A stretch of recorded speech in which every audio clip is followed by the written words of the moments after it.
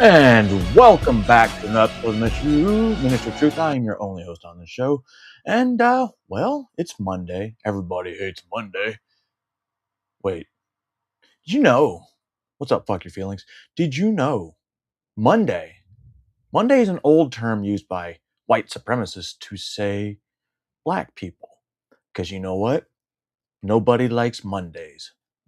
There you go. Little history lesson for you. Anyway, ladies and gentlemen, boys and girls, I got some stuff for you today. We're going to do some news, some local stuff. Not local stuff, but some videos we're going to watch on X. And then we're going to have a little history lesson on the New World Order. New World Order. But before we get started with that, I recommend everyone get a cup of coffee. If you drink coffee, of course, because I already had my coffee. If you do eat breakfast, grab yourself something to eat because we're going to be here for a while. You know I don't eat breakfast, never have. Well, actually, I can't say never have, but I spent a lot of my career not eating breakfast because I got shit to do. Anyway, if you've already had your cup of coffee and you'd like to partake in my product placement, Reign Energy Drink. Love it. And guess what? It's the Rainbow Sherbet because it's February, or it's June. I have to get the rainbow. Pride Month. We don't need to get canceled over here because you know what? Fuck the gay people. Anyway, ready for it? Oh, I just had an orgasm.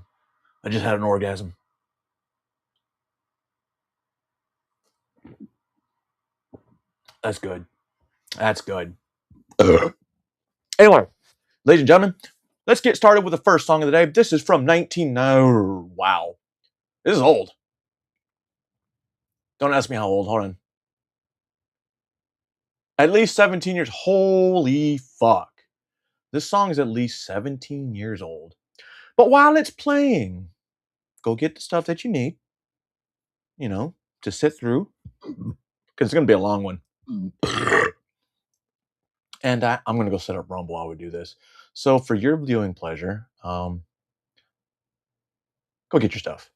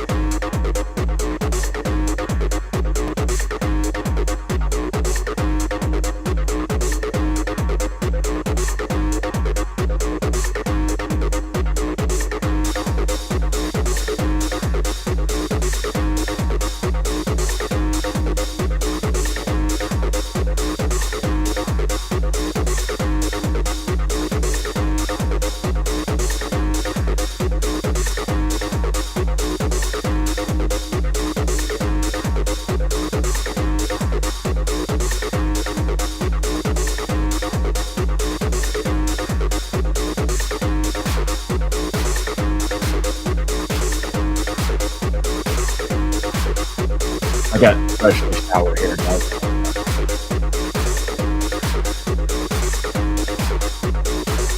Oh, let's play it.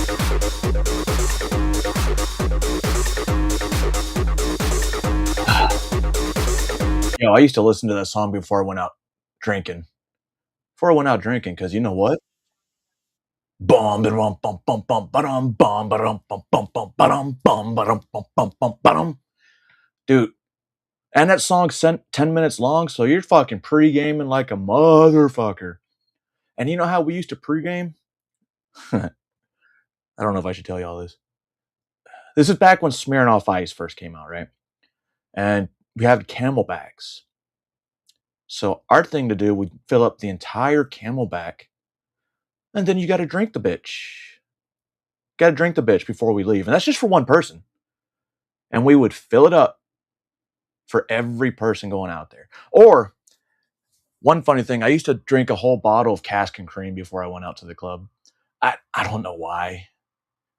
I just loved drinking back then. I loved drinking. And what I loved more than drinking, well, I don't drink anymore, so that pretty much. You wouldn't believe it though if you looked on my counter though. I got so much bourbon and mead up there. It's like a little bar. And if you look at the bourbons, it's like top shelf shit. And some of them are limited edition. Like I think I have number 26 out of 50. Anyway, this is from Alex. He's got some interesting catches up lately. If you haven't seen them, they might be on Kick still. And if you have Alex's locals, I highly recommend subscribing. That's just me. I'm not getting paid for that because, well, Alex doesn't even know me. But got a couple videos from this past week that were fucking amazing. If you didn't see his catch yesterday, oh my god. Until we figure out what's going on. Dude, sit right here. You're gonna put cuffs on right now. Ty, You're come gonna on, be detained dude. right now until I figure out what's going on. You're sending child porn to kids, you fucking sicko. Dude. Sick bitch. Turn around, I put cuffs on you right now. You're resisting If you at this don't, point. Yeah, stop resisting I hope him. you get slammed. Turn I around, hope so I you put get cuffs on slammed, you right dude. Can I do it Ma'am. right I here? hope you now. get Turn around, put slammed. cuffs on you. Do you have a fucking stupid, dude. donkey tattoo? Ty, I hope you get slammed, bro. Ty, Stop. Look at him chipping out. From the cop. why they do this? This is Brian Denton of Humboldt, Kansas, sending child porn to little kids, getting it off Twitter, screenshotting it, I'm gonna sit you down right here, okay? Dude, I don't mean... Sit down right here. Before I can figure out what's going on. sending his pee-pee to little down right kids. here. Sick fuck. Hey, meth boy, you're in trouble. Fuck you. Whoa, Dude. relax. Where's your teeth at? They're in the bathroom. Can you sit down for me real quick? Why does he have a fucking piece of shit? Why do I gotta sit tattoo down? on? This is bullshit. Huh? Sit down, bro. What the fuck's wrong with Fuck you? off! Stop. Sit down. Yeah, where are your teeth? Get these motherfuckers out of here. Okay, Brian, if you don't stop, I'm trying to figure it out. So just stop real quick. Dude. You Okay. got Telling you, he had some fucking crazy ass catches this past week. This one, telling you, if you didn't see this one, you missed out. You missed out. Come on! Leave me alone. Get off of me. Hey, stop. Let go of him! Let go of me! He's trying to hurt The himself. whole family was fucking psycho. They like trying to fight these dudes. No, Brian, let go of me. Yes, stop! Stop! Stop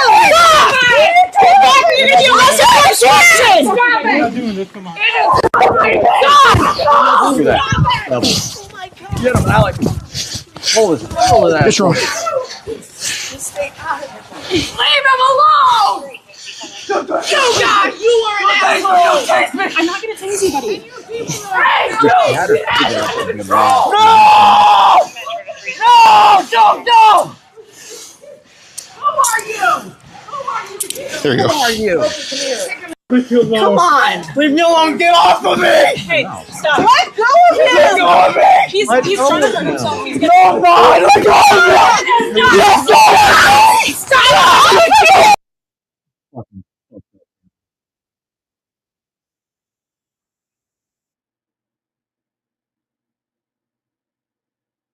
They should all get their fucking ass in jail.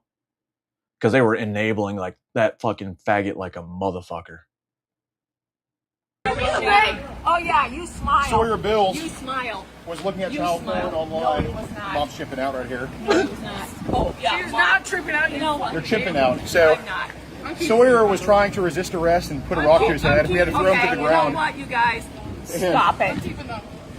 Well, that's my property, ma'am. Okay. Yeah, it's public. Oh, right here. Public. So go away. Okay, so he was messaging multiple underage decoys and basically using child pornography and having conversation about kids. Pull over by car. We can talk. I don't remember being this angry. You know what? Don't be nice to them. Don't be nice to them. They're liars. Liars. Your son's a fucking pedophile. Your son is a fucking pedophile. Get the fuck out of here. Speaking of chimping out, a lot of people are still kind of mad that an Asian guy shot a kid that was trying to steal from him, tried to take off, pointed a gun at the gun store owner's son. So the store owner was like, whoa, blah, blah, blah, blah, blah, blah, blah, blah, blah. I don't know if it was sideways, but he was Asian. So he was probably like, you know how they do back in, where is he from? Chow. Chinese. I think he's Chinese. But now, people want to go eye for an eye and son for a son. Come after my son, I'm coming after your entire family. So we just letting them go. We just letting them go. Right? Jury of peers. No justice will be served. Jury of his peers. Okay. A son for a son. Bring it. A son for a son. Bring it. A son for a son. I think I probably don't even have How kids. about that? Oh, and even better. Don't let him come nowhere near around us. A-Town stomp in this A-Town stomp. Oh, hell no. Now I want to go to serious. Atlanta. Stop playing with us, bro. Now I want to So go we visit just- Atlanta. We just letting them. Because I know I have a constitutional carry down there in Georgia. Protection. A-Town stomp. You can stomp all you want. My A-Town stomp's a little bit louder. You're seeing like the racism of white or black people. And I'm not saying that I'm not racist, but I do hate a lot of people. And normally I can't say racist people because I say racist shit a lot. But when I say it, it's completely different because I'm brown. But, you know, if you listen to, you know, the blacks, I'm the model minority because white people love us. They don't. If they are racist, I probably don't know because I don't care. I don't care. And then white people, y'all stupid ass white motherfuckers need to shut the fuck up with y'all dumb ass, okay? Because just that's the only thing y'all dumb ass motherfuckers know how to do. Y'all can't fight. Y'all can't win a motherfucking war. Y'all can't can win a war. shit. All y'all motherfuckers know how to do is So we can't fight. We can't win a war. What have you done? What have you done for the betterment of this country besides sit there on YouTube? Because you're probably getting fucking some kind of SSDI. I think it's SSDI. And you're probably getting food stamps and you're pissed that your food stamps got busted down. All right? Relax. fucking practice the motherfucking English language that's repetitive on words and words that sound the fucking same. So how about your gay ass, because all y'all motherfuckers is gay, okay? Because y'all the one who started that LGBT shit. And don't forget y'all had intercourse with the black men. Wait. Having intercourse with black men. And turned them out, okay? Let's talk about real history with y'all raggedy ass. I'm sorry, lady, but I've had a few black girls. And guess what? They don't like black men. While y'all be sitting up here trying to talk about black people and all this fatigue shit, no, I'm motherfucking fatigued with y'all raggedy motherfucking ass. Y'all crackheads, okay? That's all y'all motherfucking do. Y'all don't even care for y'all kids like that. Half of y'all. Your kids are probably out in the streets fucking rioting right now. Most of them fucking kids is in fucking orphanages and shit. My kids are at home. They're pretty fucking smart. I got one in college. She's about to start her junior year. Straight into the radiology program. Only 30 people got accepted, by the way.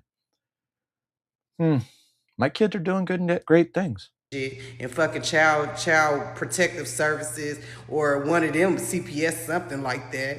Let's be fucking honest. Y'all some weak motherfuckers. Y'all bend people over and take they innocence. Y'all the first fucking murderers on the fucking planet.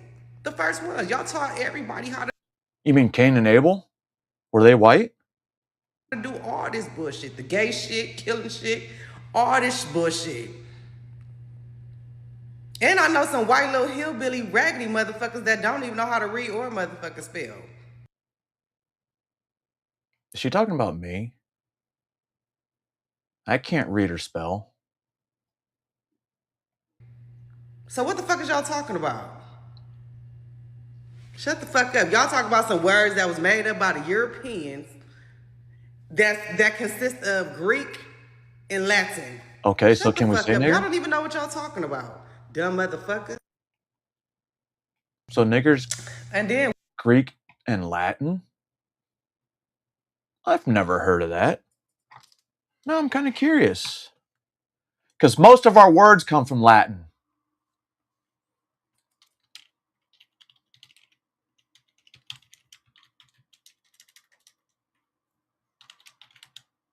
What was the other one? Latin.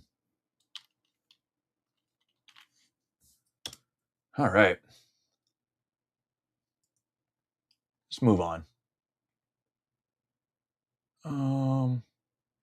Yo. So if you have the program, not really program, hold on. Nextdoor, I highly recommend deleting your account. Because I had Nextdoor and I saw this video and, well, I'm no longer part of Nextdoor. Racial justice and anti-racism efforts. We believe strong and resilient communities should feel safe, welcoming, and inclusive for neighbors of all backgrounds. But below, it also says, as a company, Nextdoor supports the Black Lives Matter movement. All Lives Matter and Blue Lives Matter content is strictly prohibited. Support for White Lives Matter is prohibited on Nextdoor. So it's okay to be racist against white people, but not black people. This became apparently evident in their very discriminatory way of applying their regulations across the board. Oh. The word nigger is not a Greek word, nor does it have any Greek origin. It is an English word that derives from Latin. Latin for... Ah! So Latin nigger, only one G. Nigra is a female, obviously. Nigrum is neutral. What the fuck? Black, dark, or sable. Huh.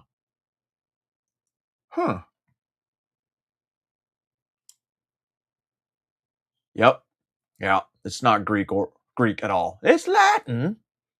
It's Latin. I posted a list of the RNC endorsed candidates and expressed my support for them because they were praying together. My post was taken down and my appeal to putting it back up was denied because it was a form of national politics. It was not. It clearly was not. And I said that in my appeal. Every candidate was a local candidate. They wanted to suppress a Christian conservative voice, and they did that without consequence. All the while they're preaching equality, non-discrimination, they're calling Trump a fascist and an Wait, are they being racist by talking shit about another religion? Nazi, and they're letting those posts Or stand. bigotry? I've reported someone who's told me they're rolling their eyes at me. They told me that I lack common sense, ironically, but those weren't taken down for being uncivil or unkind. My post about Jesus, saying that Jesus would be great to have more in the community, removed. Uncivil, Bullying. unkind, and disrespectful. They keep up posts of people literally asking for someone to fill in for their doctor and administer their testosterone injections. And that was just last week. These are all incidents that have happened within the last 2 to 3 weeks. And even more disturbing, after they denied my appeal about the list of RNC candidates, they temporarily suspended my account until Election Day. I'm not happy with Nextdoor. I don't appreciate how they suppress our freedoms, how they want total communist control. They want to destabilize and demoralize us, and we can't let them do it. I'd probably smash. Do that, because the freedoms that we give up today will be the freedoms that our grandchildren never knew existed. The American dream is worth fighting for. It absolutely is. And I believe 100% that I am living the American dream. I have a family that loves me and I love them back sometimes. I have a house, I have cars, and that's all I need. I got a place to live, I get food, and I have transportation, and I have family. I have family.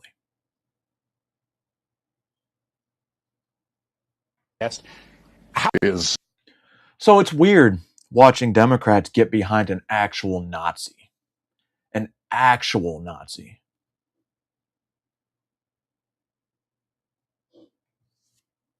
Oh yeah, cannabis too. True. Is, again, totally false. I do want to follow up one place on this, and I don't want to get too forensic, but the Times basically reported that they saw texts of hers, including a text in August, I believe August 3rd of last year. This would be before October of last year, in which she basically said that you had a, quote, Nazi tattoo, and she joked about how she's going to go volunteer for Collins. Now, again, this is a text that got sent, so we can place the time, right? This is in August. How does she know it's a Nazi tattoo in August of last year, and you don't know it's a Nazi tattoo in August of last year? Well, she certainly didn't send that text to me. I don't think that's the proper answer. How you didn't know, but your response is, well, she didn't send that text to me. So it must not have been a Nazi tattoo because she didn't send it to me. So whoever she sent it to and was talking to, that's, I can't say why, but I will say that I certainly didn't know. And the text messages she's sending to friends who may have recognized it, they didn't tell me that, so. Not to mention, this dude was texting multiple women on the app Kik, not K-I-C-K, K-I-K. You know, where pedophiles fucking tend to partake. Graham Plattner.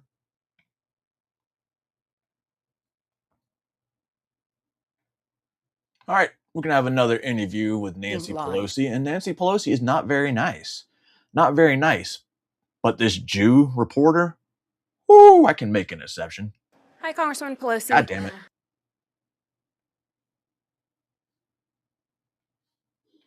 Hi, Congresswoman Pelosi. Last time I asked you about January 6th, why you turned the National Guard away on January 6th, you told me to shut up and that I was repeating Republican talk. To shut up again because you're. Why are you still wearing a Ukraine pin? And I but you're right here. You're right here on the record saying, no, I'll admit it. No, I did not admit it. Democrats still support funding Ukraine, looks like. The president never would agree to send the National Guard. Don't waste your time or mine on you. Why was your daughter filming you on January 6th? Why don't you get away? These are just questions the American people want answers to. No, you know what? I don't even think you're a real journalist. You work for Mike the Pillow Man? Yeah. Actually, I do, and we're very proud. I don't consider that journalism. Mike the Pillow Man, that's not journalism. I Well, that's why he has to talk to you. He'd love to give you a free I want pillow. you to record this. I want people to know that you're not a real journalist. You work for Mike the Pillow Man, and all you do is spout untruths. Okay. Get away from me. You can insult me all you Get want, away but from Talking about me. CNN? Thank you guys. thank you, Congresswoman. We'll give you my pillow so you can have a nice sleep tonight, okay? Take care. Hi, Congresswoman. And the troll at the end. So,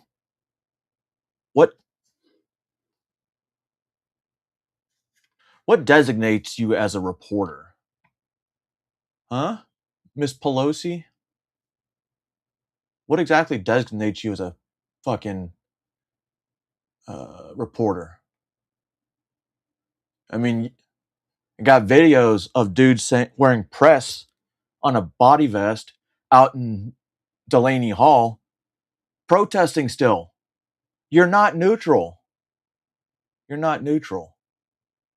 But anyway, we're going to go to San Antonio. This is right outside a TPUSA women's event.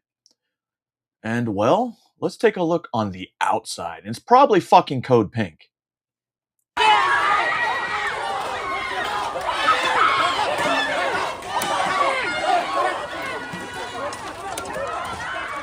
This is in San Antonio.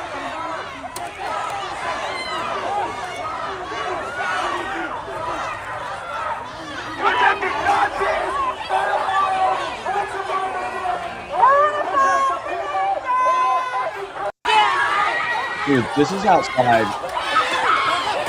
a Christian women's conference. Dude, what are y'all doing?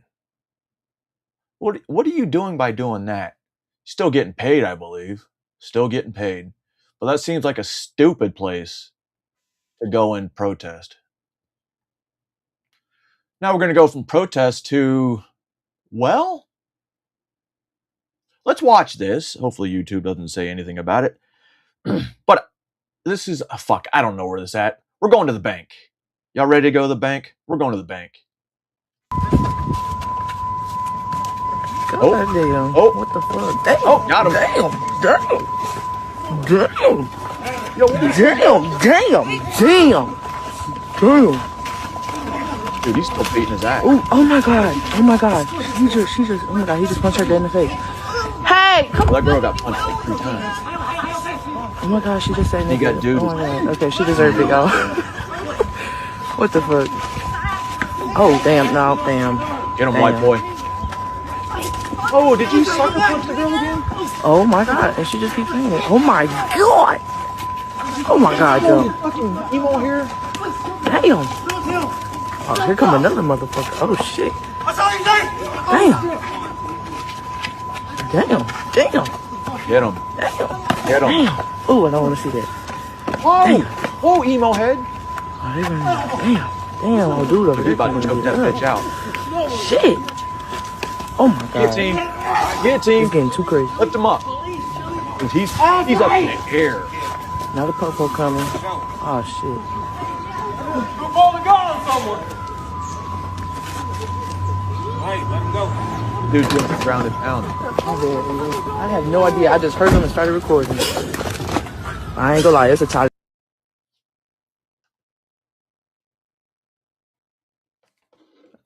I guess that was a unity meeting. Seems like they were just having fun. That's the kind of shit we would do in the back of the company area. Platoon on platoon fights. We get bored. We get bored and we have Royal Rumbles. And the commander and first arm would join in. So this is another day at Delaney Hall. And I'm guessing God does not like these protesters. Who's God? I don't know. But he does not like these protesters.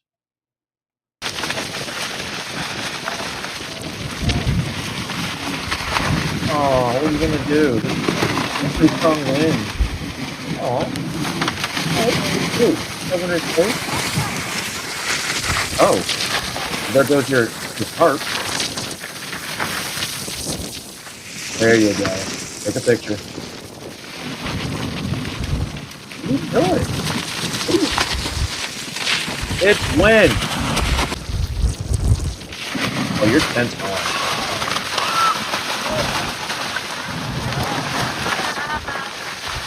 It's still water. It's so windy, guys. It's so windy.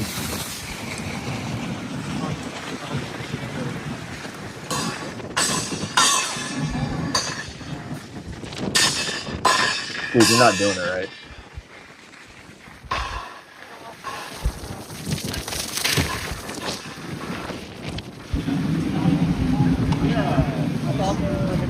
Where y'all going? Protest, guys. Protest. We want to see protests. Don't let a little wind stop you. Now you're gonna make that black lady right. You guys are weak. I've done this shit in sandstorm. Pussies. Well, not this shit. I've done shit in sandstorm.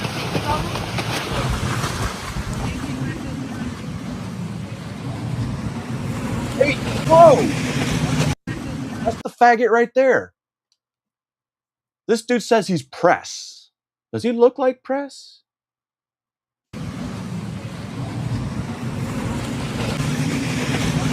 Oh, hey, drop the shirt. Drop the shirt. Probably not by now, don't worry about it.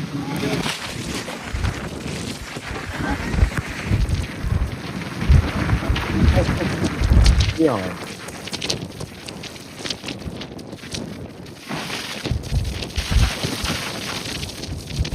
Any woman that I see that says they're protesting Free Palestine, you better have your head covered. you better have your head covered. They would kill you for that. Allegedly in Minecraft. Yo, I got this one because, well, who doesn't want to do these to these protesters? I mean, I'm not saying that I wouldn't, because I probably would. I've body checked motherfuckers like this in Iraq, and when you got an extra 80 pounds of gear on it, they hate you. Look, look, look. Get out of the way. See that? He took out 2 with 1 shot. Get out of the way. Get out of the way.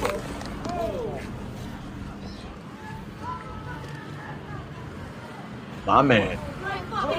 My man. Fucking pigs! You like grabbing my chest? Yeah? Yeah? You like grabbing my chest? What you got for me?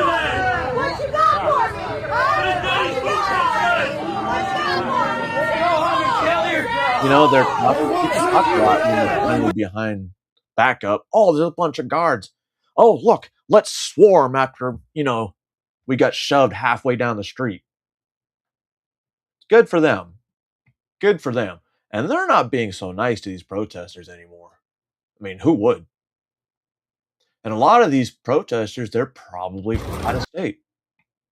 You know they're getting paid. It's in New Jersey, so they could be coming from New York, Pennsylvania, New Jersey. Oh, I already said they're in New Jersey. Never mind.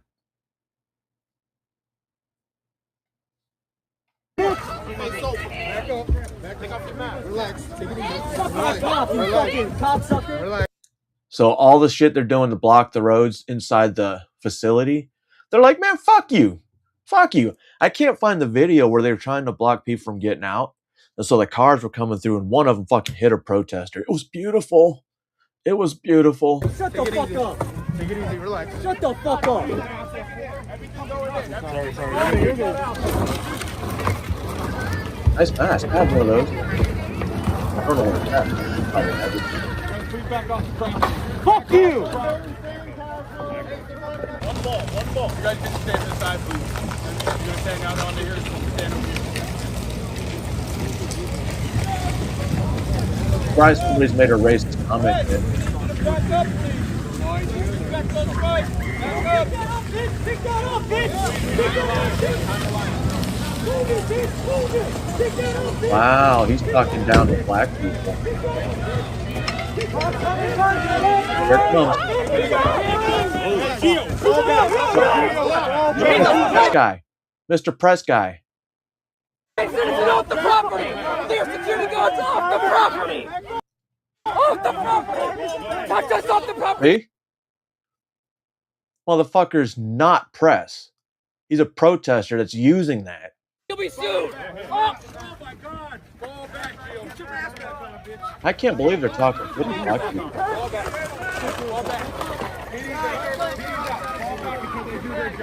Black Lives Matter, find that guy. All those guys talking down to black people, trying to clean up their own mess. Wow. Wow. It's okay to be racist if you're protesting against the government. I don't remember why I picked this fat bitch. There's probably a good reason. It's probably a good reason, so we're going to continue. Woo! We're almost done with that. So people up here just randomly calling Chinese restaurants, placing fake orders. Y'all can go to hell. Like, because at this point, you guys are doing too much. You're not picking up the order. You wasting them people's time. You wasting them people's money. Y'all could go to hell. If that's not the most ignorant shit in the world to do to somebody because you want to be on a motherfucking bandwagon, that type of shit just goes to show how ignorant you motherfuckers are. And I don't even like that shit. That's crazy as hell. Y'all just randomly calling up Chinese restaurants, making all these bogus ass order for pickup, knowing damn well you're not going to pick that shit up. That is crazy as hell. Them people did not do nothing to you. Y'all dumb as hell to me. This is why I boycott black people. Oh. So people up here just... You can boycott black people? Now here's the funny story. They want to boycott Asian-owned businesses. Their nails are going to be looking jacked up since they want to boycott the Asian businesses. I guarantee you they don't boycott those fucking nail salons. Who else is going to put the 14-inch fucking nail on their finger?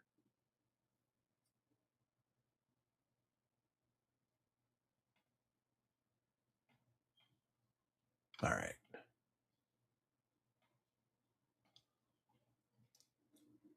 All right. So, everybody, who wants a robot like an iRobot? Who wants a... Stop playing. Who wants a robot? Why is it already showing him doing that?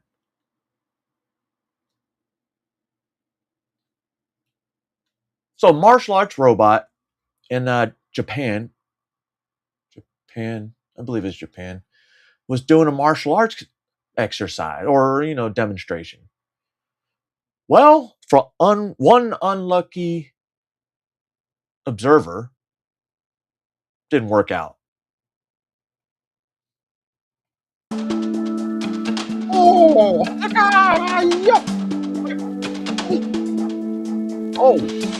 Oh, whoa. Yo, right in the solar plexus. Right in the solar plexus. And who knows how hard that shit was.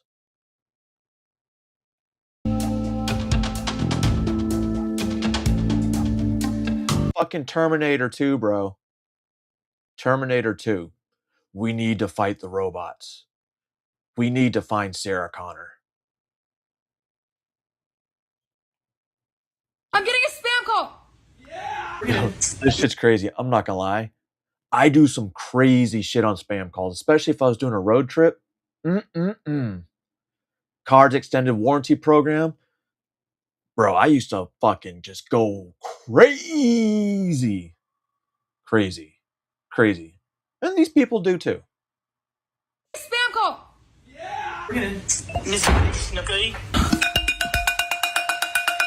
What do you want with my sister? What are your intentions with this call? And I'll tell you another thing. I'm gonna tell you. Hang on a minute. Hang on. Hey, let me tell you one more thing. I don't really care. Oh my God, I'm so excited. What do you want? That's me. It's me.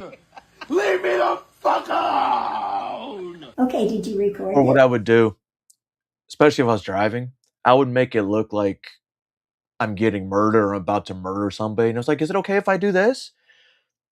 Bro, I used to go crazy. Now I don't get too many. Leave me the fuck alone. Okay, did you record this? I sure hope so, because Jesus is listening to us. Yep, This is creepy. and he wants you to know him as your precious Lord and Savior. This is crazy. Toodaloo, she just now hung up. Okay, I believe you're not interested. Have a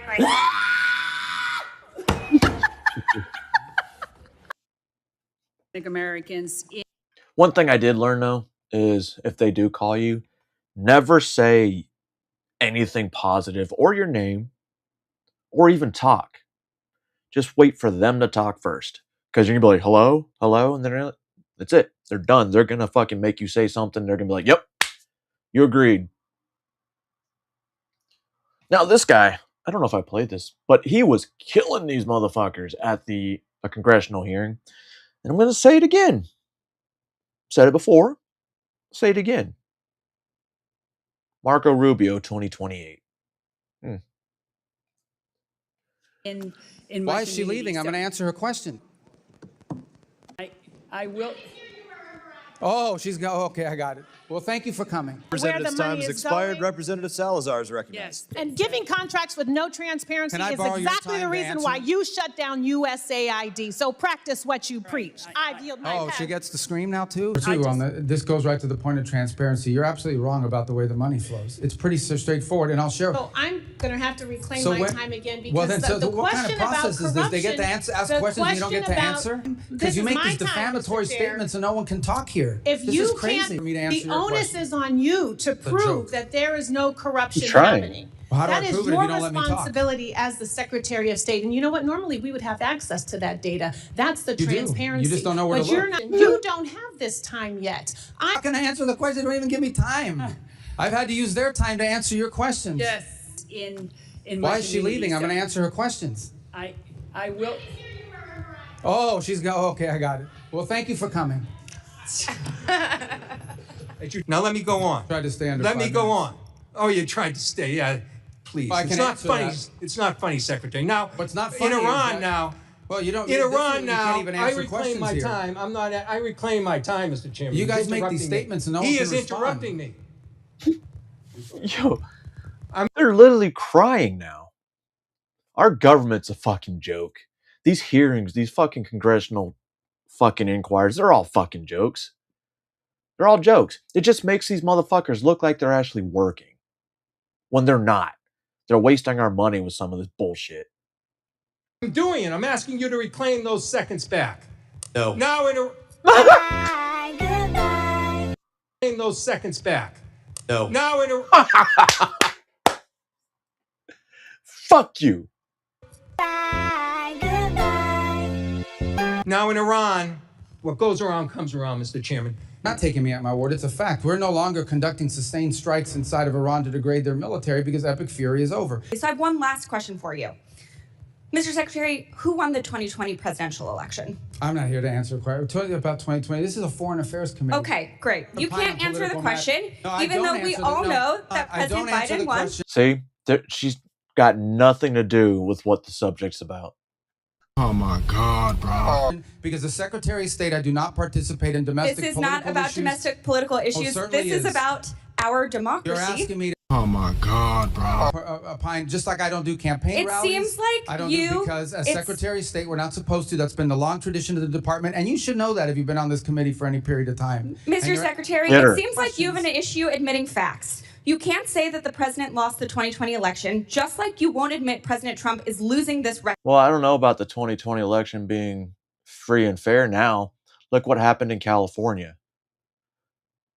Look what happened in California. Now the fucking Spencer Pratt he's not top 2 anymore. Not top 2 because 40% of the mail-in ballots suddenly went to the socialist. reckless war of choice. And just like you couldn't admit that the shoes the president bought you were too big. If you'd like to answer any of that. Yeah, I don't know about the I'll shoes. give I mean, you a he gave me minute. some Florsheim shoes. They're What the fuck does shoes have to do with this? actually pretty good. They fit fine. I don't know what she's talking about, and maybe that's what she's referring to. Your shoes look very nice today, Mr. Secretary. How can you see them? They're way down here. How much shoes? Are you guys kidding me? I mean, is this the Foreign Affairs Committee or is this like a circus? Those were in cahoots with Hamas. And we saw an incredible amount of the aid flow into Hamas's hands. Reclaiming my time. The aid was Here we held go with the up at reclaiming the our border time by thing. Israel, and You guys you gotta know fix it. your rules here. First of all, fuck USAID. Fuck USAID. And Trump might fucking step on Israel's dick. Netanyahu's about to be fucked. Can't even answer a question. You're not following the rules. You're very familiar with how this works. No, The I time don't. I is- never served in the House. time This is a weird rule. the where you time ask is a question mine. and I can't answer? Would you please add time to the clock? Nope. He's a comedy show over there. Secretary Rubio, have Not you sleeping. been at more than one meeting where President Trump has fallen asleep? I've never seen him fall asleep. On the contrary, the guy doesn't sleep, which is a big problem because he calls me at 2 in the morning. He calls me at 5 in the morning. And, you know, I like to sleep a little bit. Show me all the videos you want. The president's inability to stay awake on the job has caused other countries to perceive him differently. They mock him. I actually looked this up. None of the countries are mocking him. None of the world leaders are mocking him. That statement is false. They see he is weak and he is feeble. What? Bro, what are you talking about, man?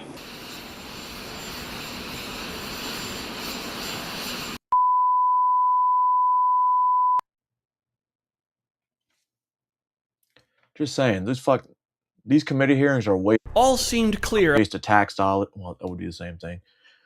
What are they getting out of that? What did they get out of that specifically? They didn't want to talk about the subjects. They wanted to talk about shoes, and shit like that. I don't understand why we're paying them to do stupid shit like that. But when a bill comes to protect fucking child exploitation the other day, and 47 Democrats voted no. I mean, to be totally fair, that bill also had DHS ICE funding, which they're already funded in 2029. So I don't understand why they keep needing more money. But that child exploitation one, those Democrats voted against, that tells you what really is. They don't give a fuck about kids. They don't give a fuck about the Epstein people. They don't. They just care about beating Donald Trump, who, by the way, little fucking secret, he's going to be 82 in 2028. He's not running. You're not running against Donald Trump. And that's where you're all fucking up. On election night, Spencer Pratt was all smiles, excited to take on Karen Bass. She knows it's on. She's. I hope she's ready, because I literally could not be more excited. Ultra-liberal Nithya Raman had taken third place, as was expected, and she cried. Then what we've seen happen over and over again started to happen again. Why would the mail-in votes, the later votes, break for Raman, possibly? Because that is the pattern in California with this system. I mean, we've seen this now probably for about a decade out there. It's those votes that get tabulated after Election Day. They tend to be, almost always are, heavily Democratic. Yes, we certainly have noticed. Did you just say that? Did you just say that? It's always happening in California. For the governor, he just admitted it always happens, or whatever. He just admitted it happens all the fucking time. How come other fucking countries like Australia, they have the results the same day, within 2 hours of the polls closing? Most other countries, they have it within a few hours of the polls closing. Why does Los Angeles take fucking forever? We've seen this in congressional races in California now over the last decade or so, where on election night we've had cases, a number of them. Why are they doing mail-in ballots in fucking California or Los Angeles? Where the Republican candidate is ahead at the end of election night, and then it's a process over days, sometimes even weeks in these key congressional races, where just with every one of the updates, like you just saw right here in LA, the Democrats get closer and closer and closer and end up pulling ahead. Well, gee golly, isn't that just the darndest thing? For whatever reason. We all suspect the same reason, don't we? It's the F word. And you know what's crazy? In 2020, we weren't allowed to talk about this. They tried to label it the big lie. Donald Trump's insidious big lie that the election was stolen. The big lie is just that, a big lie. You'd get thrown off YouTube or Twitter if you talked about it too much. During election season in 2020, I was in Los Angeles. I could have voted 50 times if I wanted to. They mailed ballots to everyone, and they were everywhere. I walked into an apartment complex and a pile of at least a dozen was just sitting on the floor by the mailboxes. The voting system in California at its very best is a complete mess. All of this is to say, no one believes this. And therein lies the problem. Let's assume for the sake of argument that everything really is on the up and up in California and Democrat votes are just coming in later. Well, it doesn't matter because the confidence in the system is shaken. And if the voters aren't overwhelmingly confident in your elections, your system is broken and you won't have real elections anymore. Of course, there's a potential solution for all of this in the form of the Save America Act. Unfortunately, Republicans are spineless cowards and afraid to play hardball with the power they have. But I digress. We can't know whether they're truly stealing the election from Spencer Pratt or if he flew too close to the MAGA sun for the liberal maniacs in Los Angeles. But the fact that we can't tell is precisely the problem.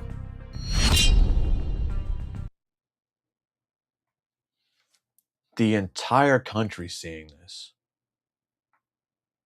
The entire country. And apparently it happens all the time in California. This is why mail-in ballots should only be for the military and disabled. Military and disabled, because you're not there. You can't, well, the disabled, they can't be there. Well, yeah, they can, because if they only have like ADHD, they can still go to the polling place. But I believe it was originally for politicians and the military, because the military could be overseas. Or you could be stationed, like, I don't know, in Kansas, but your home of record's California. So they mail you like 12 ballots.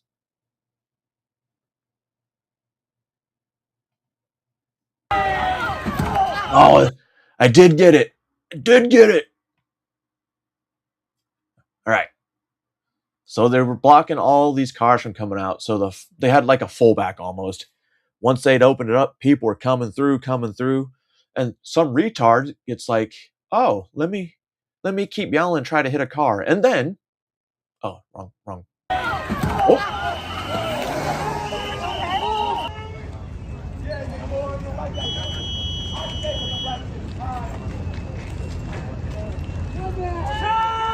They're blocking the road.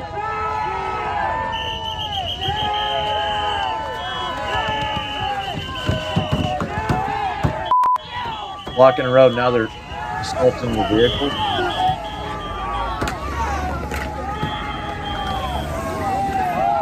Not yet.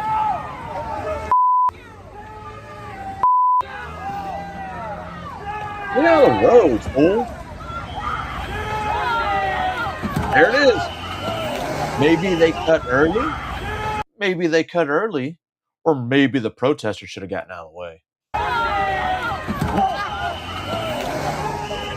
Aww. Get out of the road. Somebody just got hit, you fucking moron.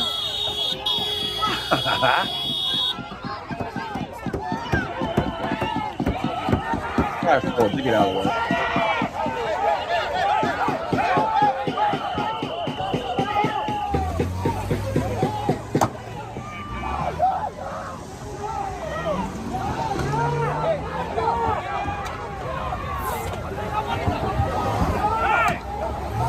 Why are y'all hitting the car?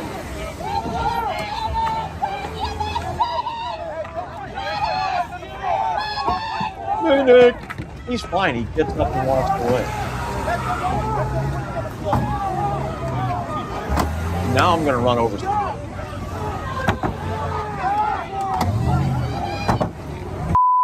And when I had my diesel truck, if I was coming through one of those, guess what?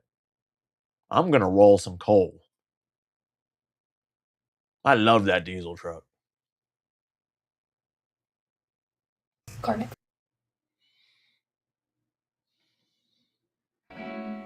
All right. Kind of glad out of the Army because these motherfuckers, I don't know if they're like reservist or National Guard, but they're an embarrassment. These motherfuckers are an embarrassment to the uniform, right?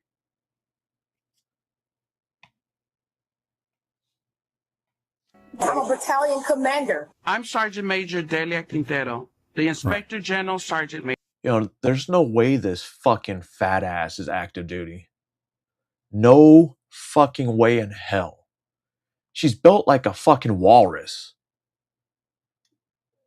Major, if you suspect wrongdoing or a policy violation, Sergeant Major, I suspect a policy violation. It's pretty clear. I'll let you fill in the blanks. an IG will look into it. Mm-hmm. Tight pants and a slick back. Jesus Christ. If I had seen this video, all these motherfuckers would be doing some extra exercise with those rocks down below them. Because I need them all to push that ground down. I want them to get in the front lean and rest position and push the ground. Move it. Push it down. Don't stop until you get the ground moving or until I tell you to get up. Bun. Tight pants and a slick back bun. Why? Why are they all just large? Is it necessary?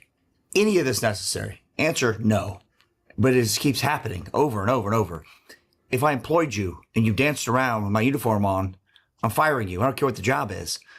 But for some reason, we got a lot of them. Tan boots in a really big truck. Tan boots in a really big truck. How's it going, everyone? This is Petty. Holy fuck. She cannot be active duty. Tell me she's not active duty. My God, what is going on here? This is the best and brightest we got. It can't be. I'm around guys all the time, solid as they come. But the face, the picture, Sergeant Major IG lady, we got petty officer, whoever, celebrating the Navy. It's like, do you have any pride, man? Any pride in yourself in what you're presenting for your employer? Officer Christine Bowser. I serve here at Naval Station Norfolk. I'm from the great state of Pennsylvania. Son of a bitch, she's active duty. This is an active duty fat ass. Where Battle of Lake Erie took place, but more importantly, where Navy was born. I'm proud to serve and keep that 250-year service. Okay. Let's say she's been in 6 years. Well, I don't know about the Navy, but the Army, when the country is going to be 251 years old. U.S. is going to be 250, but the United States Army is 251 years old. Because June 14th, 1775. 8 years. She meets a standard when she comes in, height weight standard. And every year, it's just like the weight just keeps coming on. I'm not shaming anybody, but there's a reason we have a standard, right? People to be healthy, effective, deployable, they to move and do the job. Somehow or the other, you're in my tax dollars, we're not getting our money's worth here. At least from the visuals I'm seeing on social media. Am I wrong here? Let me know. Pros and cons of being in the military. Part 1. If you bleed through your pants, you can't tell because you're wearing camouflage.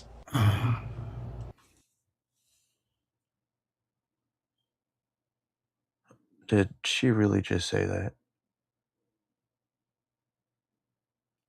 She really just say, you can bleed through your pants, but it's okay because it's camouflage? What is wrong with this fucking Army? What? These people have no parents? How does this happen? What's the process here? That's what I'm trying to figure out. You're sitting there.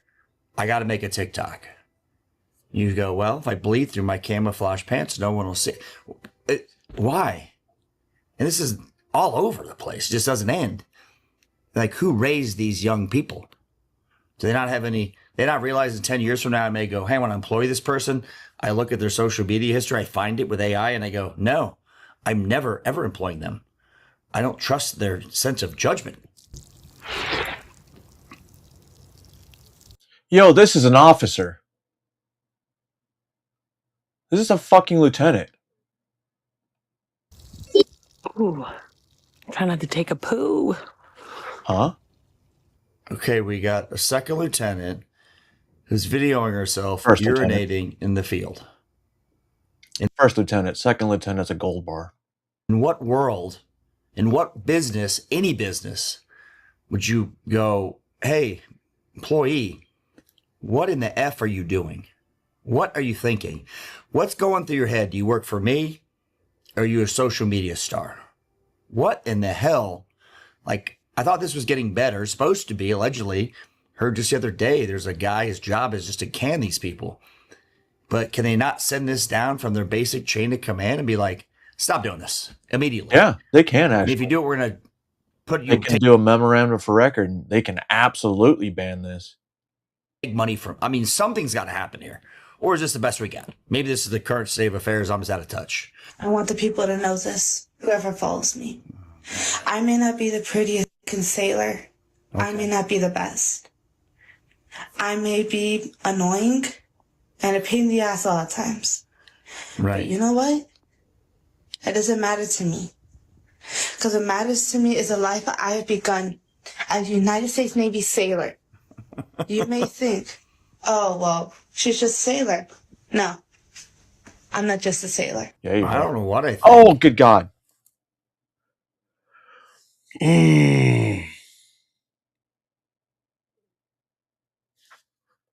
There's no fucking way. There's absolutely no fucking way. Well, I know what I think. I can't share that with you. I'll let you fill in the blanks. I'm glad she's happy she's a sailor. Bravo, young lady. What are you saying there? I'm a sailor. I'm not the prettiest. I'm not the this. I'm not the that. Okay, agreed. But what's the point? I mean, do you find... I would love just to be able to tell you how I really, really feel. But you gotta fill in the blanks. She could be the best, right? But when I was in Germany, we had this soldier, Adair. He was in the S1 shop. Me being me, I was, doing some business up there, and this fucking dude walks up, and I look at him like, Private, are you fucking wearing mascara? Are you fucking wearing Yeti, remember you said that. Remember you said that. But yeah, this motherfucker's wearing mascara. So I chewed his boss out. And guess what? That motherfucker never wore mascara again in uniform. But Yeti, let me highlight this. Let me highlight this because you're probably going to be like, oh, fuck.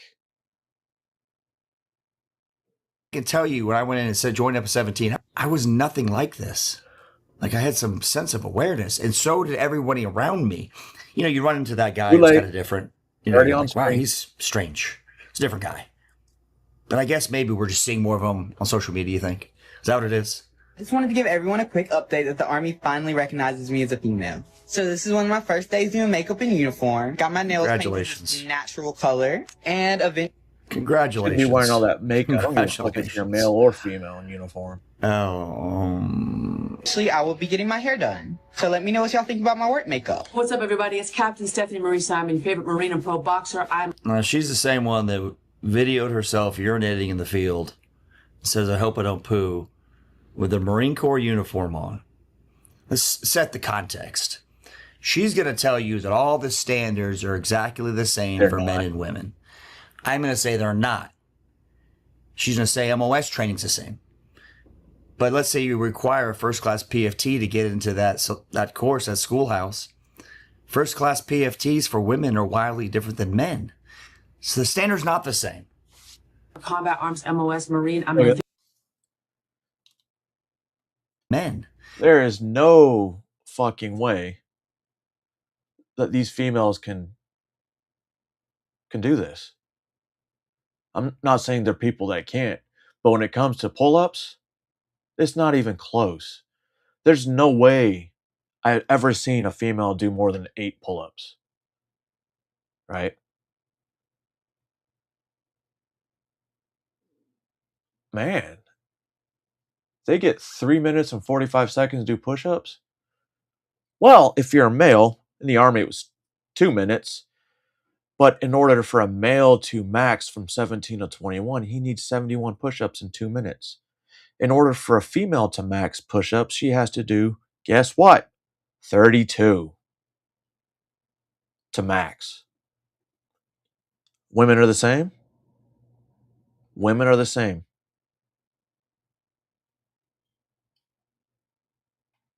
So the standard's not the same. The run. The run is under 13 minutes for a male. It's under 16 minutes for a female. 16:30 actually. For a 2-mile run.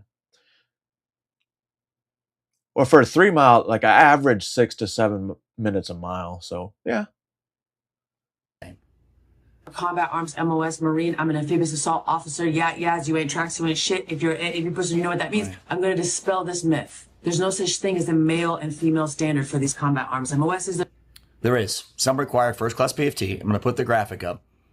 In women, to get a first class, you have to have 11 pull-ups. Men, 23. 3 miles, men have to run 18 minutes or less. Women have to run 21 minutes. So the standard's not the same. I think the best I ever did, because I took a lot of PT tests in the Army. This one I did 126 sit-ups, 116 push-ups in 2 minutes, 126 sit-ups in 2 minutes, and I ran a 10:42 2-mile. Dude, I was a monster at 17, 18, 20. Can we at least have that discussion and go, that's just the facts, right? I'm not saying it's good or bad. I'm just saying the standard is not the same. Let's be honest with each other. Let's be honest about it. Let's stop bullshitting around. There's only one standard. In 2017, I became an AAV officer. I'm one of the first females in a combat arms MOS Okay. in the Marine Corps history. So I'm telling you from experience that we've had one standard for these MOS. That's not true. I mean, again, you saw the graphics. The PFT required to get to these MOSs, first class PFT, is not the same for men and women.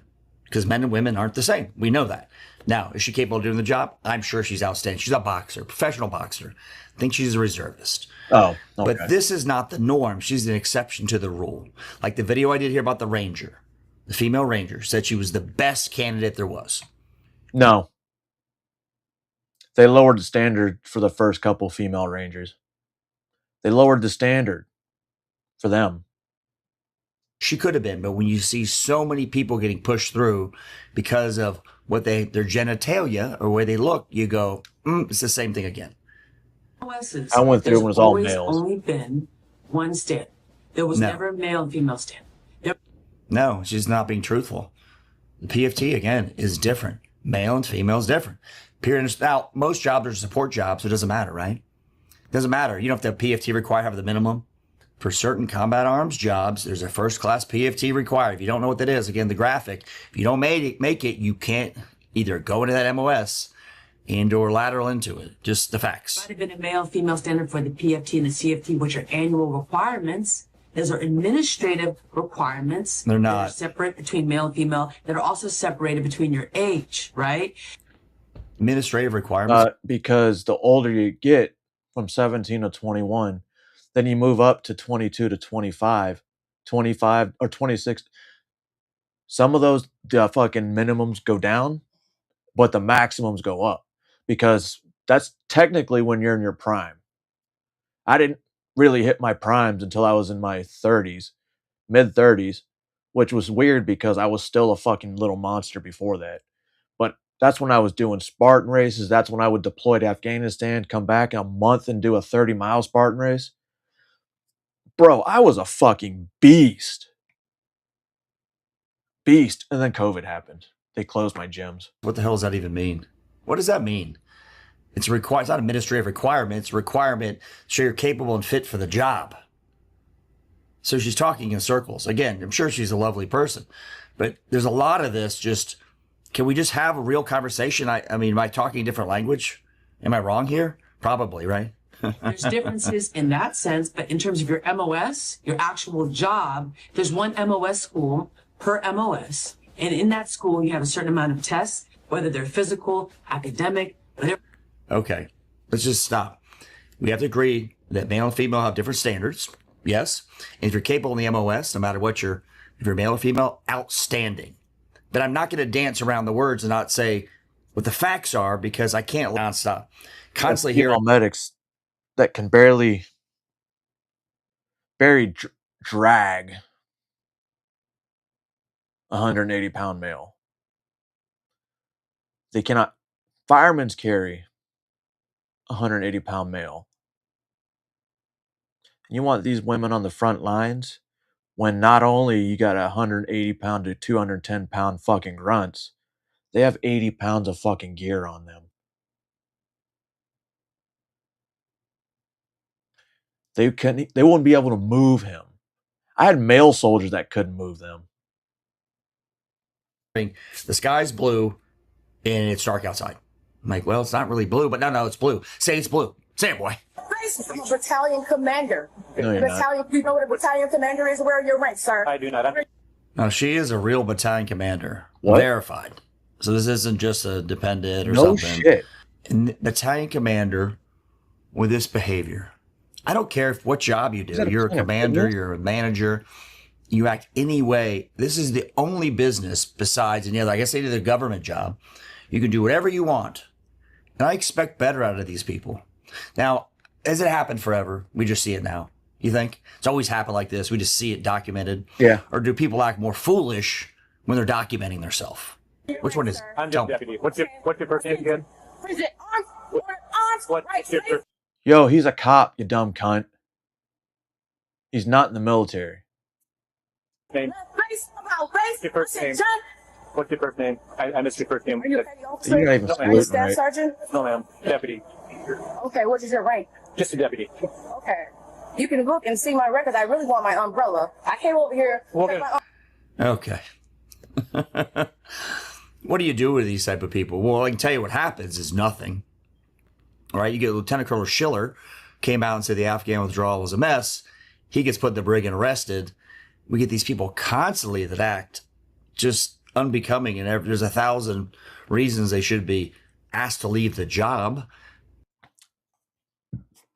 You know what's funny? She's a lieutenant colonel. She's got enough time in the military to fucking retire. And she's still acting like a fucking child, thinking, oh my God, my rank transfers over the, everyone on the outside. You know, when I see a lieutenant colonel today, I don't call them by their rank. I don't have to. The second I'm retired, I don't have a rank. But she's probably the kind of bitch who's going to abuse it after she gets out too. Because she's so used to getting away with it in the military because of her rank. In this case, I'm not saying they should be dishonorably discharged, baby. It's like, it's time for you to get out. Yeah. You did good work, but it's time for you to go, right? You don't need to be here anymore. We'll get your umbrella. The hotel across the street because our No, sister I had to took get my out house. because I was literally burned out from all these fucking deployments. And now I'm homeless, and my son is in jail. I don't even know if they give it, so they found it in the woods. What? No strong. Oh my God. I had to play that because it's a fella, a young Marine, in his alpha as a private. Yeah. I mean, the imagery here is like He took it straight out of his fucking double. This is a troll, right? And maybe he's just getting it on. He's going to take it to the cleaners. Why would you post this? I really questioned the sense of judgment. And I go, if things change that much, I shouldn't expect much. Employers don't expect a lot, right? Somebody shows up to work, you're like, oh my God, they showed up. And they TikTok half the day, you're like, it's a body. So let's think if you're a young person and you work hard, how well you could do today. I mean, you could just crush it because no one puts out any effort. It's the bride, forever sealing your knee. The hell?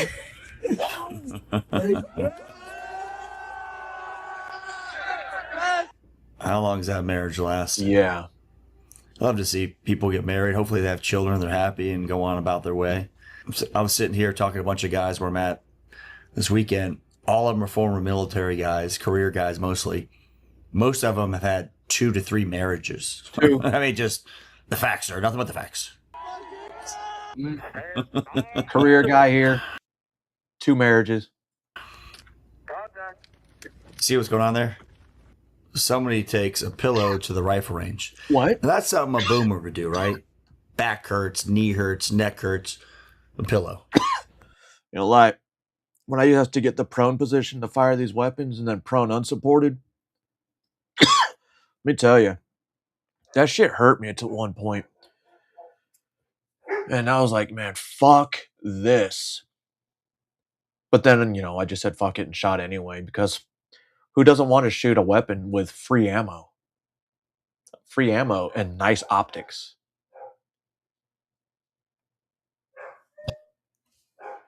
Hang on. It's got to be Sierra. Yep. All right. So this next one is from Benny Johnson. I don't really know if I want to play it or save it till tomorrow. I'll save it. All right. Let's get into the New World Order. Let's get into the New World Order, and we're going to start with probably the worst person in the world. He funds everything off the backs of his Jewish families. Not his, but specifically. His family stole all the wealth from other Jews before they got taken to these camps, all 271,000 of them. financial markets simply by voicing an opinion, or destabilize a government by buying and selling its currency. He also pledged more aid last year to help people in Russia than the U.S. government did.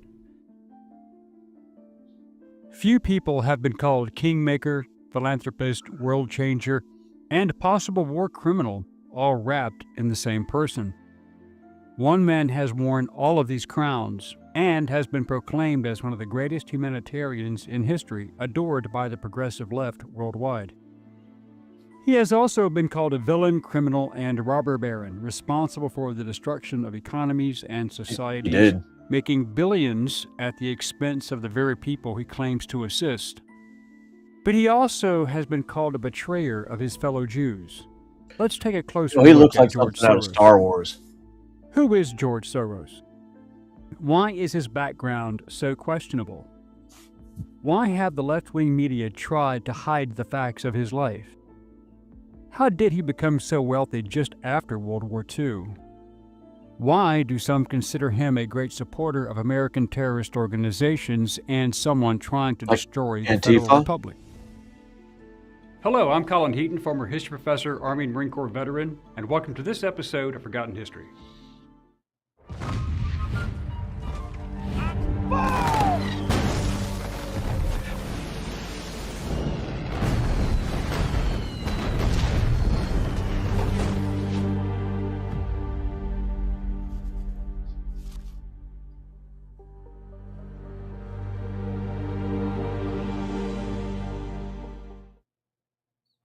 George Soros was born George Sukes on April 12, 1930, to father Tivadar and mother Elizabeth Sukes.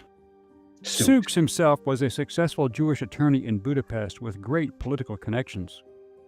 Being Jewish with those connections, Tivadar saw what was coming, so he bought forged documents for his family, changing their name and religion, and bribed a friend, who was a local government official, to claim that 14-year-old George was, in fact, his Christian godson.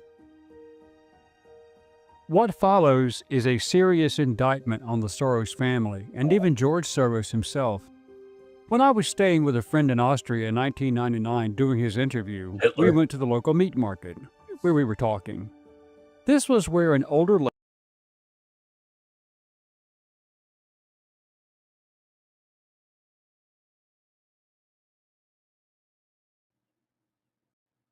Did it do it again?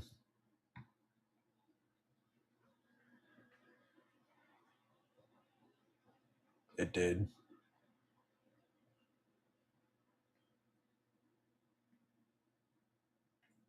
All right, it's back. Sweet.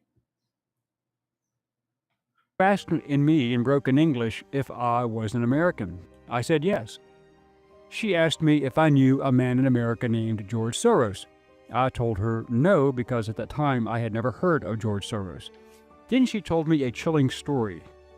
According to her, Soros was originally George Sukes, and the family, despite being Jewish, had turned on their fellow Jews in a village just outside of Budapest, working with the Arrow-Cross Party, which they called the Government of National Unity. These were Hungarian fascist and Nazi collaborators. Roxney said that there were many families who all knew the Soroses under their actual name, and that the family ran the local black market with local political support.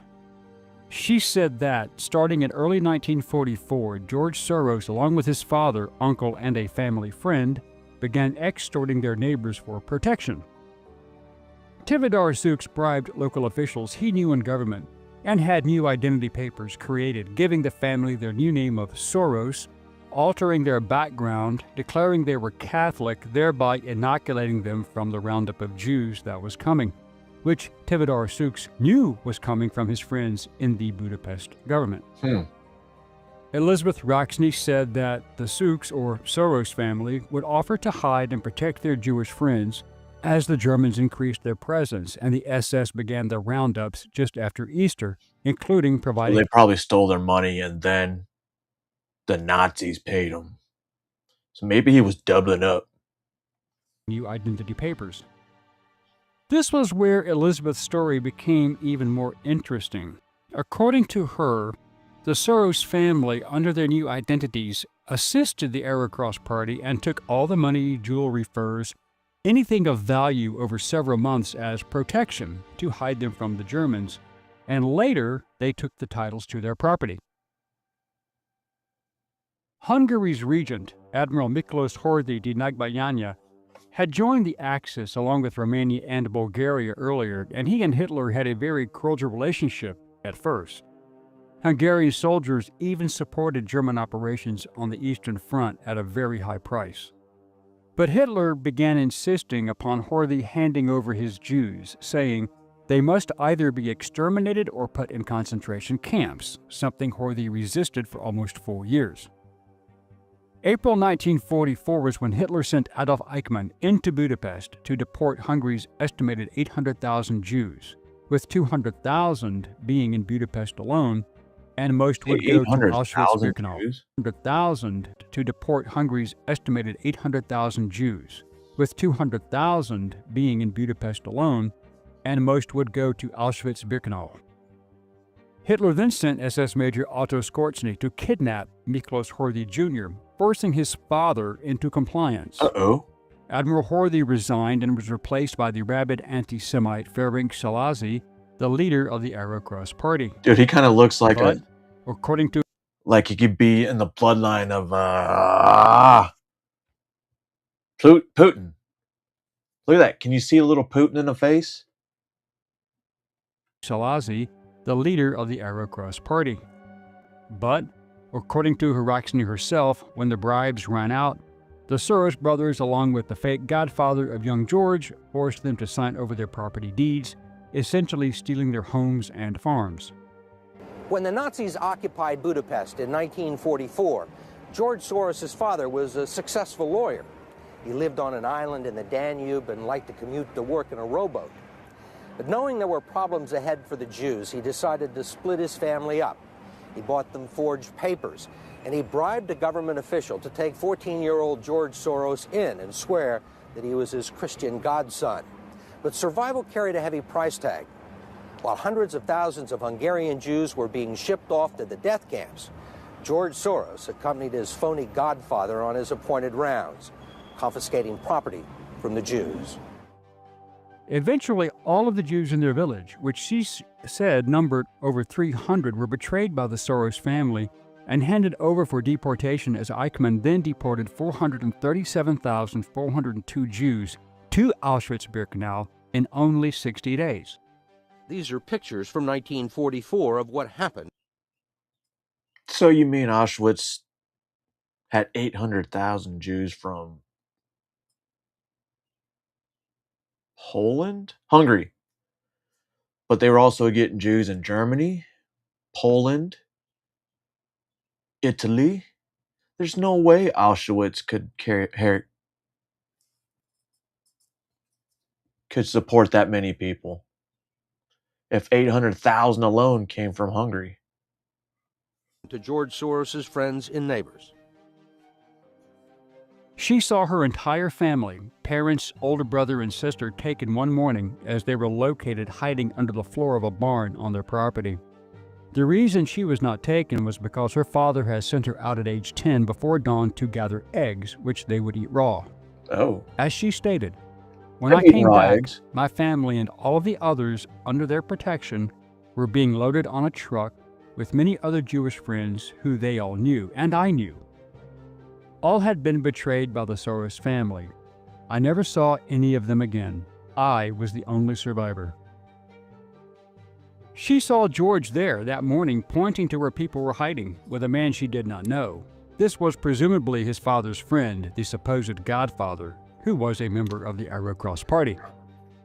My understanding is that you went out with this protector of yours who swore that you were his adopted godson. Yes. Went out, in fact, and helped in the confiscation of property from the Jews. That's right. Despite his later claims that he was only an observer, Soros was, according to the witness, a willing and active participant by betraying the people he grew up with for profit. Or was he just a child following the orders of his older relatives and You knew what he was friend? doing. At this point, it does not matter. because he cannot be prosecuted under international law for those crimes due to the fact that he was under the age of 15 at that time. That was determined the age of culpability as governed by the Geneva Convention of 1929.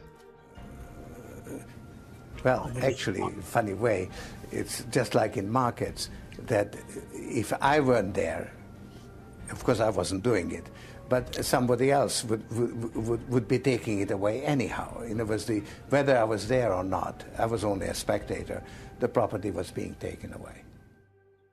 It has been presumed that with the confiscation of Jewish property in 1944 to 1945, and then selling those properties to non-Jewish Hungarians, the family made a nice profit.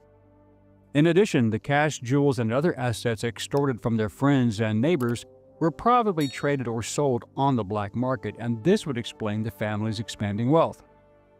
This wealth would have been needed to bribe the post-war communist officials, if that is in fact what happened, because leaving Hungary under Soviet occupation was not an easy thing to do, and bribery was commonplace. Ironically, in a 60 Minutes interview in 1998, Soros virtually admitted what his family had done.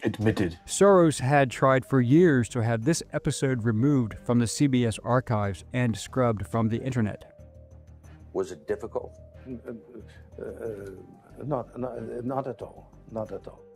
And he smiled. What is of interest is that when Soros and his family left Hungary and arrived in England in 1947, he was a very rich young man, when every other Jew in Hungary had lost everything, in most cases even their lives.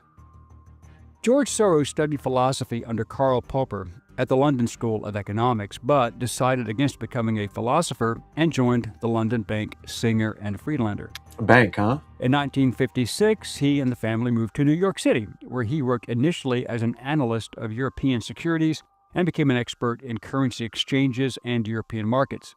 Oh. There he worked as an arbitrage trader with F.M. Meyer from 1956 to 1959 and as an analyst with Wertheim and Company from 1959 to 1963. From 1963 to 1973, he worked at Arnold and S. Bleichroeder, becoming the vice president, and he persuaded the company to set up an offshore investment fund in 1967, called First Eagle, for him to run. Then, in 1969, the company founded a second fund for Soros, the Double Eagle Hedge Fund. When investment regulations restricted his ability to run the funds as he wished, he quit his position there in 1973 and established a private investment company that became Quantum Fund. George Soros had the seed money from his family, and this was always in question. With profits from this fund, he started the Soros Fund Management in 1973. Eventually, Double Eagle was renamed the Quantum Fund officially, and it became the primary hedge fund that Soros advised. His knowledge of regional and global economic trends, combined with his deep pockets and tolerance for risk, has allowed him to amass a fortune now valued in the billions. In 1984, Soros began investments in the Warsaw Pact nations under communism, especially his native Hungary, starting scholarships, and he managed to operate in the country without any communist government interference, which means he spread a lot of money around. Yep. He expanded his operations into Czechoslovakia, Poland, Russia, and Yugoslavia just as communism was collapsing. But many of the old regime were still in power. Even the communists had their price. Putin ended up kicking him out of Soros has a history Russia. of destabilizing economies and then swooping in to pick up the pieces as a ruthless robber baron like no other in history. Soros makes huge bets on whole countries and economies. Last year, when he saw cracks in the Asia boom, he began selling the currency in Thailand. Traders in Hong Kong followed suit, triggering a financial crisis that plunged much of Asia into a depression. Soros has been on a rampage like for it's kinda decades, happening trying right to now. undermine international markets, destabilize economies in order to establish a new world order dominated by himself and other like-minded socialist financial elites. In the last 2 years, you've been blamed for financial collapse of Thailand, Malaysia, Indonesia, Japan, and Russia. All of the above. All of the above. You know, the shitty part, if they want to do this digital currency is not very stable, right? Especially if you use like Bitcoin or something. That shit was up to 81,000 last week. And it ended at 67,000. That's a huge loss. You really want to put your money into something like that? You that powerful? No, I think there's a great misunderstanding. The Prime Minister of Malaysia said that the region spent 40 years trying to build up its economy, and along comes a moron like Soros with a lot of money, and it's all over. He called you a criminal. He poured $2 billion into Russia in the 1990s to essentially become the major shareholder in that nation's economy and asked the U.S. Federal Reserve for a $7 billion loan to help. But why? Well, when the Fed... Did he say that we gave them a $700 billion loan? Help. But why? U.S. 90s to essentially become the major shareholder in that nation's economy and asked the U.S. Federal Reserve for a $7 billion loan to help. But still. But why? Well, when the Fed refused, he suggested that the ruble be devalued as much as 25%, which would make his investment even stronger to gain control, which fueled the crash. Soros also threw his money around the world, including Haiti, Bosnia, and nations in Africa during the 1990s.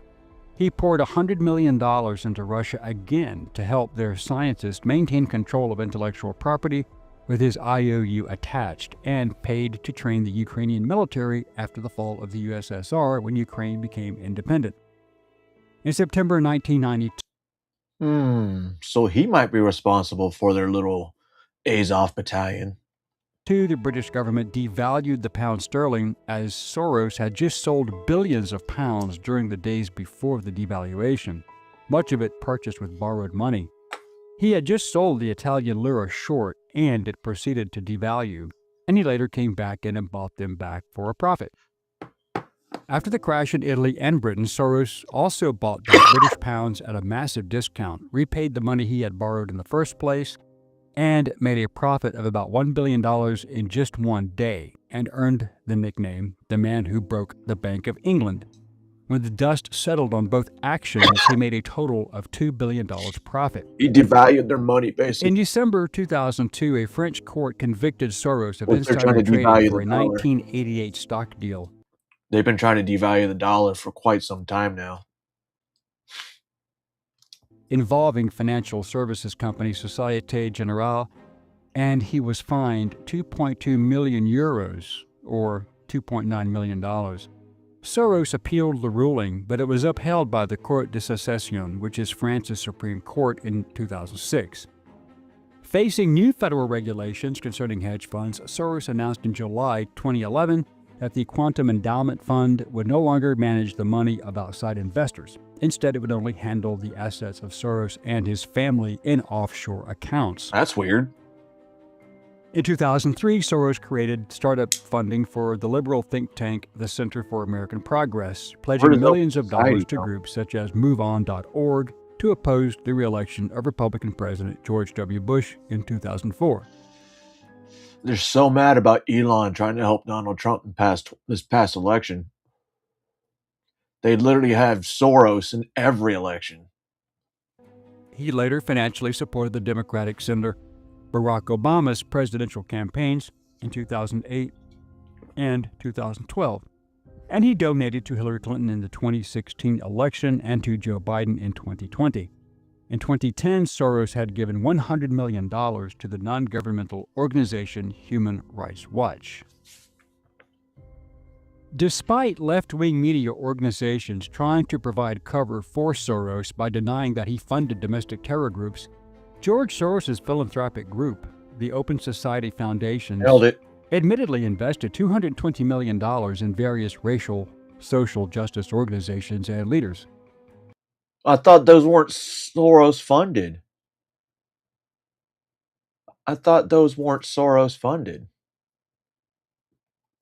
This includes primarily the domestic terror groups Black Lives Matter and Antifa. They even announced it months in advance of the riots that cost about $2 billion in damages and cost several lives. Soros has personally donated more than $32 billion to so-called left-wing charitable causes through his grant-making network, the Open Society Foundations.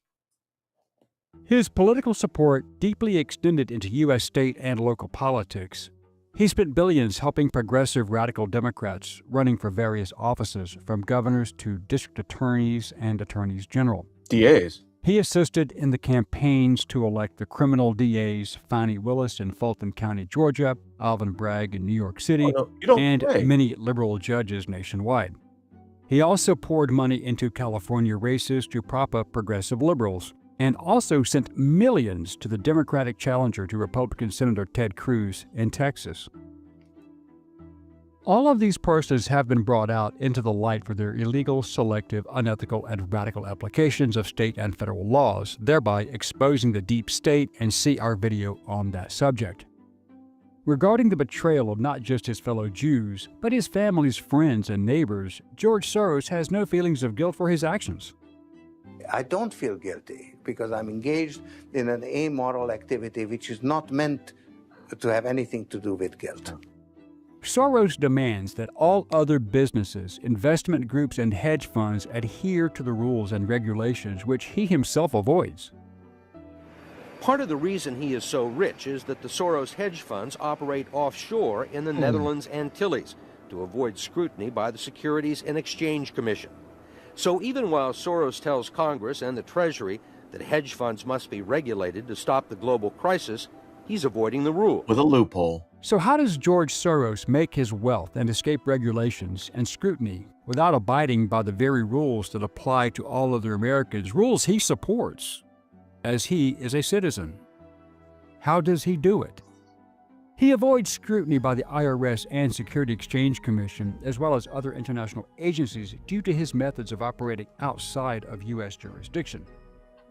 Because the fund is not registered with the Securities and Exchange Commission.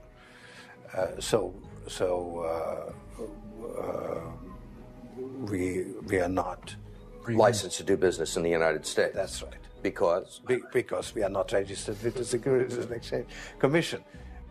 George Soros, the investment genius, is also, by some definitions, a criminal mastermind determined to destroy the free market system in the USA and around the world, and establish a global digital currency that is managed by the Marxist global elites.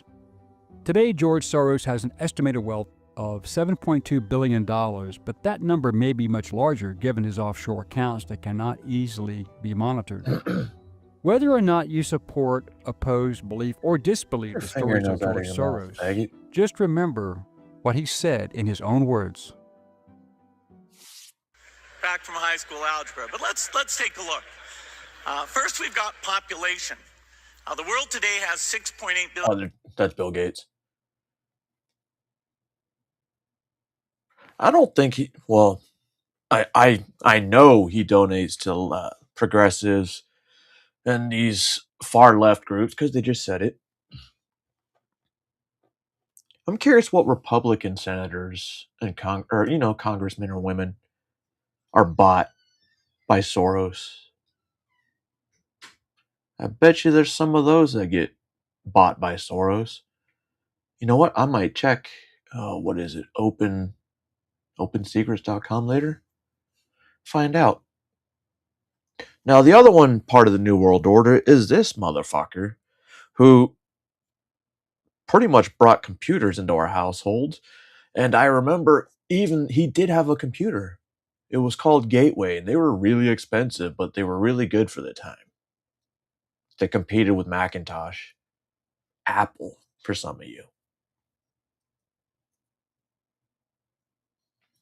Now, this guy really wants to get rid of not most of the population, at least 13% of the world's population.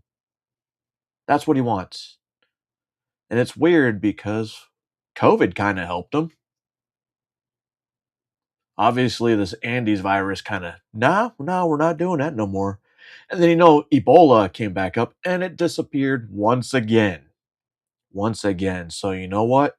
Cue the race wars.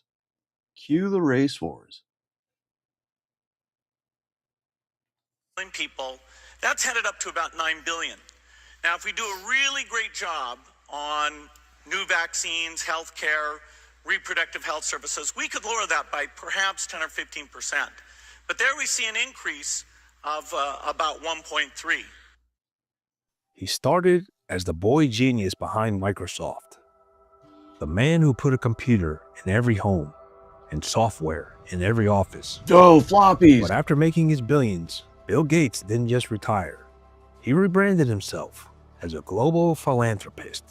He poured his fortune into health, agriculture, education, climate, media. I'm sorry, did he say education? Common Core. Common Core. Media, even population control. But philanthropy was only half the story. Somehow, the man who gave us Microsoft now funds the World Health Organization, owns more U.S. farmland than anyone alive, pushes synthetic meat, and that's why I didn't know he owned more farmland than anybody else. That's crazy. Insects for food, bankrolls global media outlets, and wants to vaccinate the entire planet. This isn't about health, it's about power. And the question isn't, what is Bill Gates doing? It's, who gave him this power? So how does one unelected man have more control of your health, your food, and your future than most world leaders? And is Bill Gates really saving the world, or quietly redesigning it to serve his own vision? Let's try and find out. Hello, I'm Mike Droberg, Marine Corps veteran and filmmaker, and we will try to answer these questions on today's episode of Forgotten History.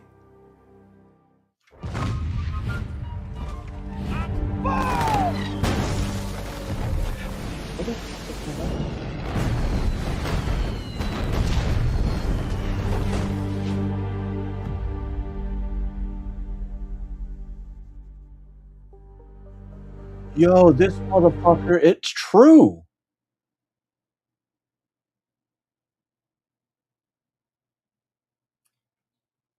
Through his investment firm Cascade, I've heard of that. And he's recognized as the largest private owner of farmland, productive cropland in the United States, with approximately 242,000 to 275,000 acres of highly productive agriculture land across 17 states. That's fucking crazy. So what's he putting in the food? What's he putting in the food?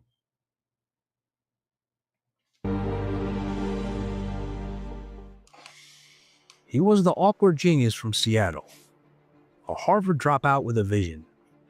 In 1975, Bill Gates co-founded Microsoft, a coding software that would shape the modern world.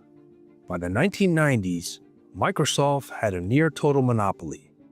Gates became the world's richest man. But it wasn't just brilliance, it was domination.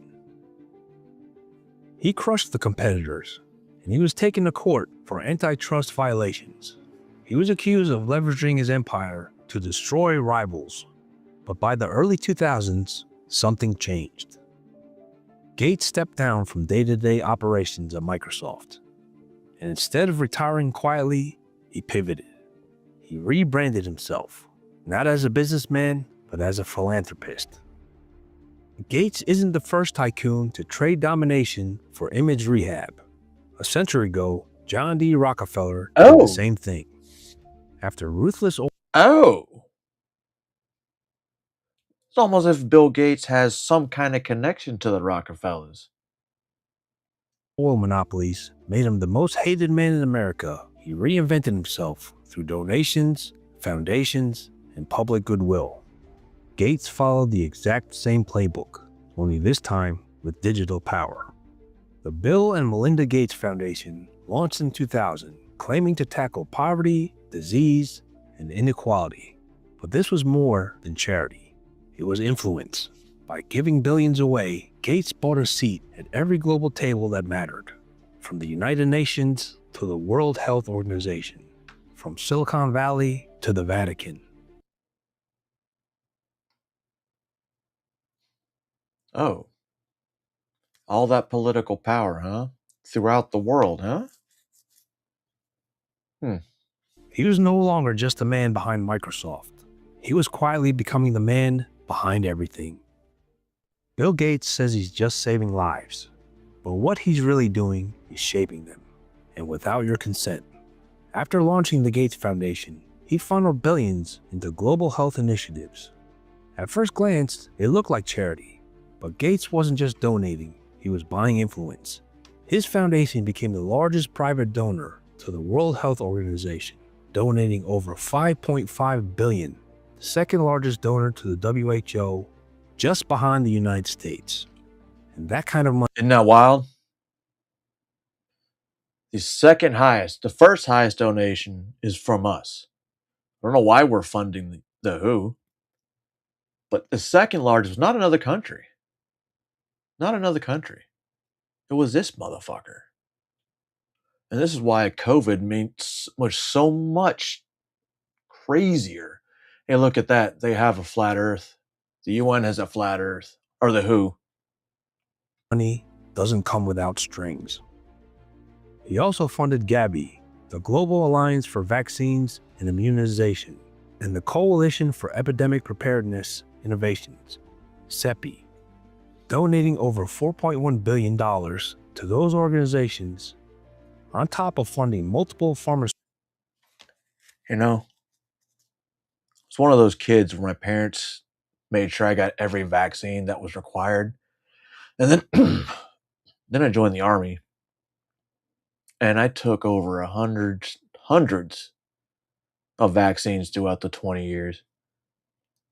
And boosters. A lot of boosters. And then I stopped taking vaccines, and like the whole world is different. I had a lifetime of vaccines. A lifetime. And now my head's clearer and I see things different. Or that I've always seen them, but now it's just like, fuck it. Fuck it. Let's be more vocal about it. I don't know. And then maybe PTSD is them reminding us that they have control still.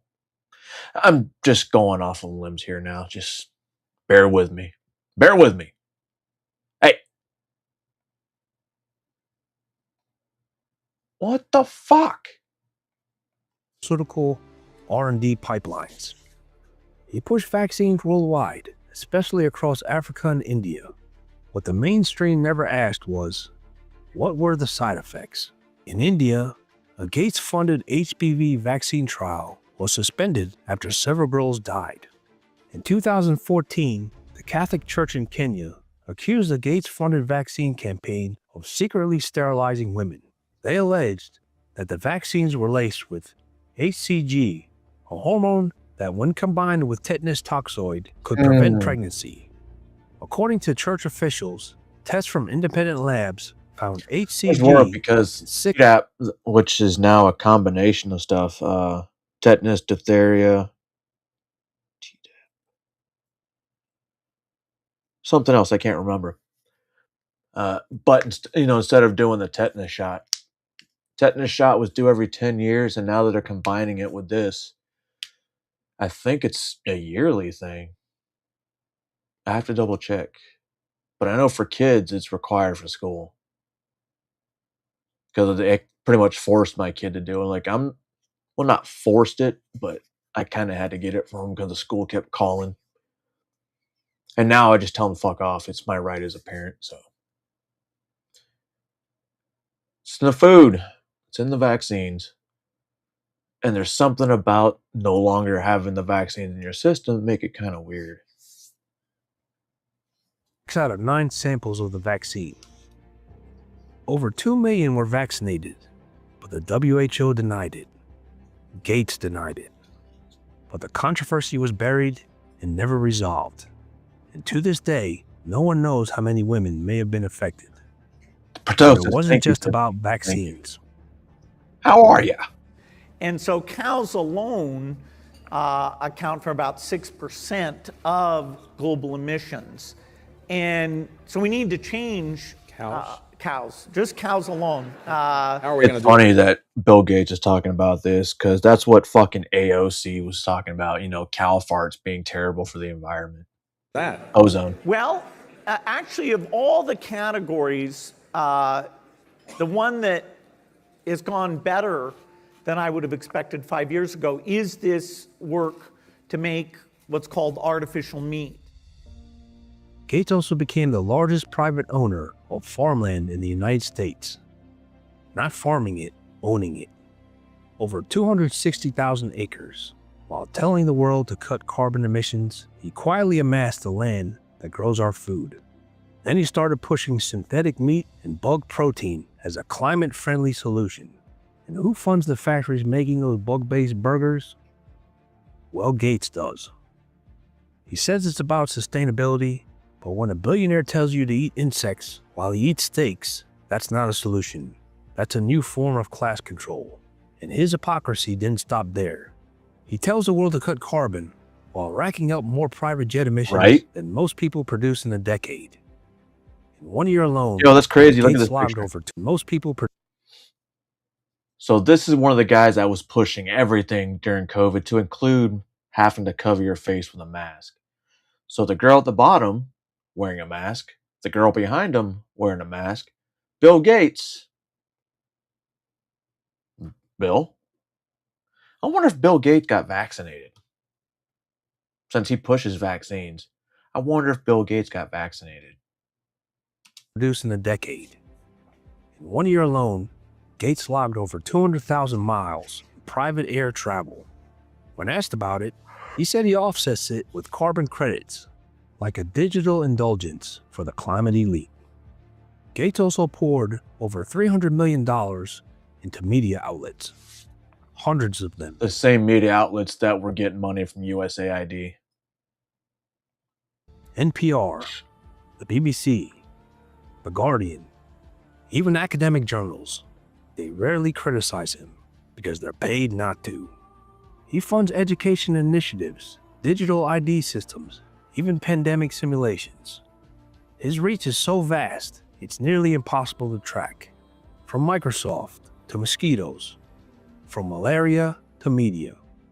Bill Gates has positioned himself as the unelected architect of... That's weird. I've taken malaria vaccines and prophylaxis. Because when we were in Afghanistan, we tried to take it every day.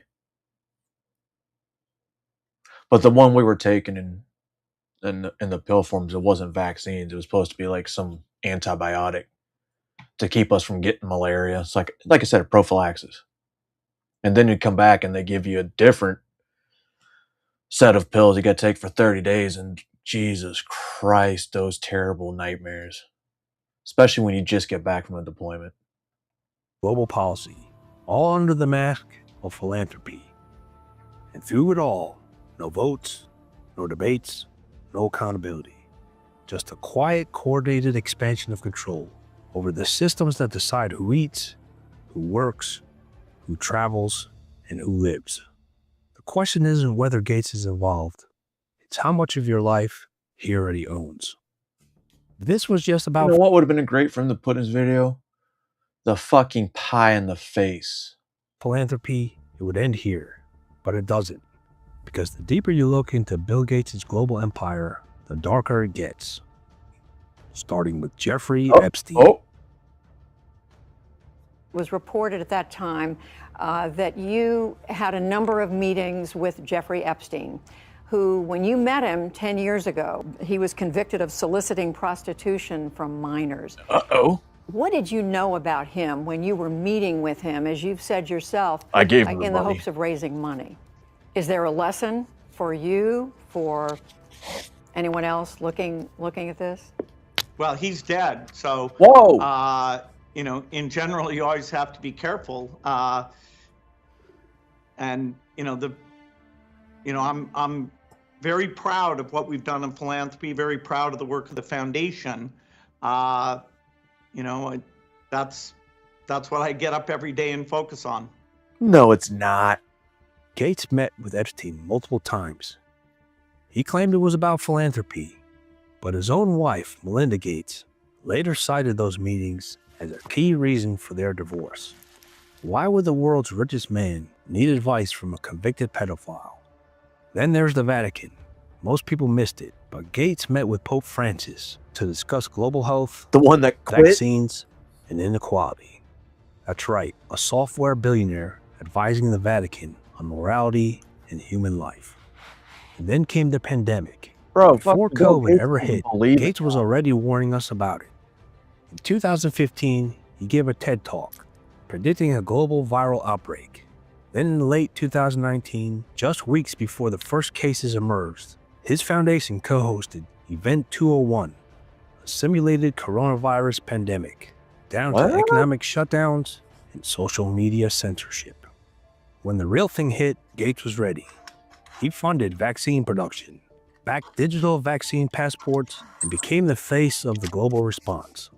Governments listened, the media obeyed, and the profits poured in. Sorry, it's been raining. Even now, midnight. he warns of the next pandemic. Open the With an window. almost gleeful Fresh tone. outside.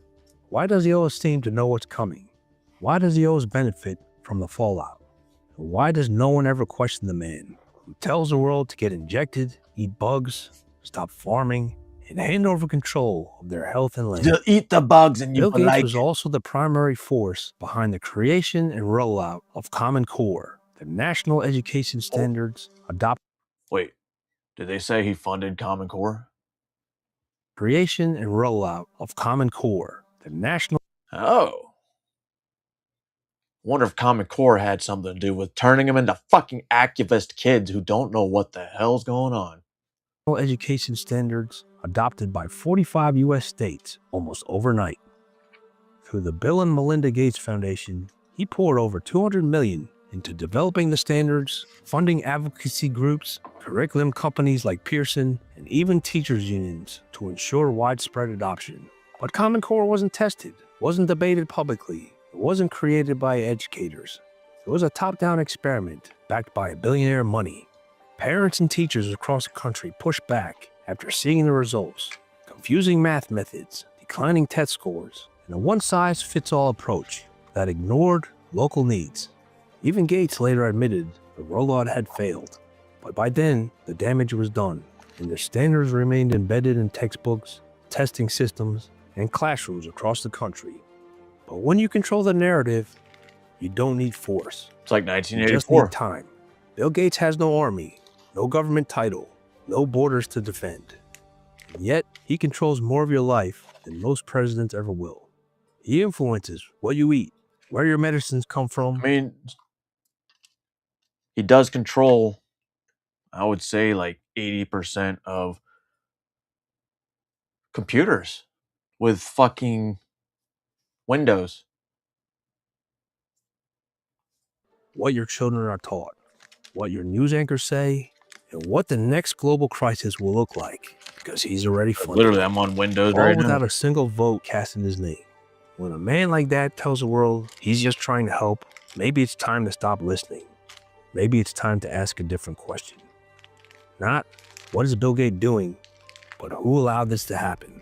We Because did. power like this doesn't appear overnight. It's built slowly, silently, funded, protected, and normalized until you forget it's even there. He's not hiding. He doesn't have to. He already won. So now the question is yours to answer. How much longer are you going to pretend it's not your problem? According to the Pearson Institute, It's weird when you think about them talking about him controlling the Common Core. And that's where literally the kids started getting dumber. And like I said, turning it more into activists than educated people. I don't know how my kids beat that. I don't know how they beat it. But they're also going to school, medical, so it's like a Rockefeller thing. But she can't be brainwashed. I already fixed it because it started happening. But you know me, warning signs. And I was like, you know what? I'm going to play this out. going to play this out because I have faith. Played it out. She started getting more and more, she's like, women's choice, blah, blah, all the stuff that I'm totally against right now. And then COVID hit.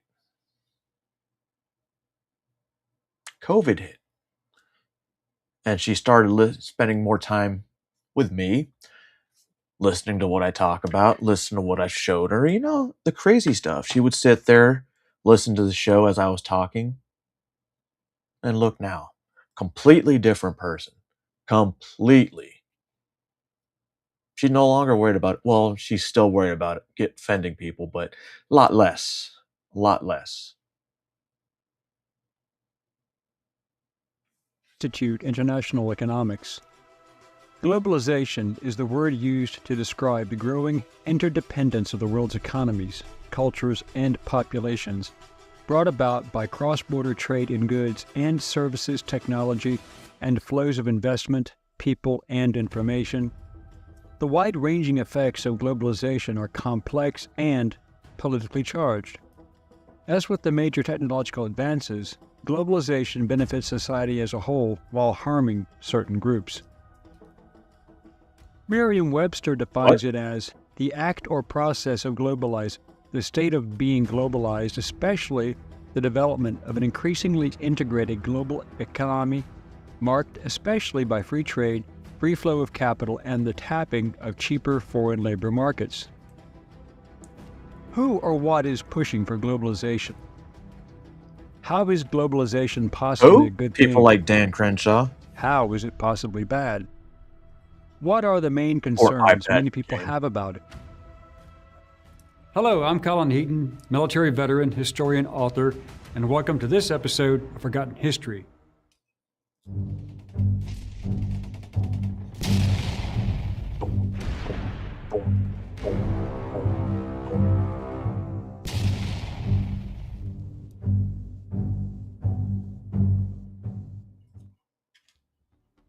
The German-born American economist Theodore Levitt is credited with creating and coining the term globalization in a 1983 article titled The Globalization of Markets.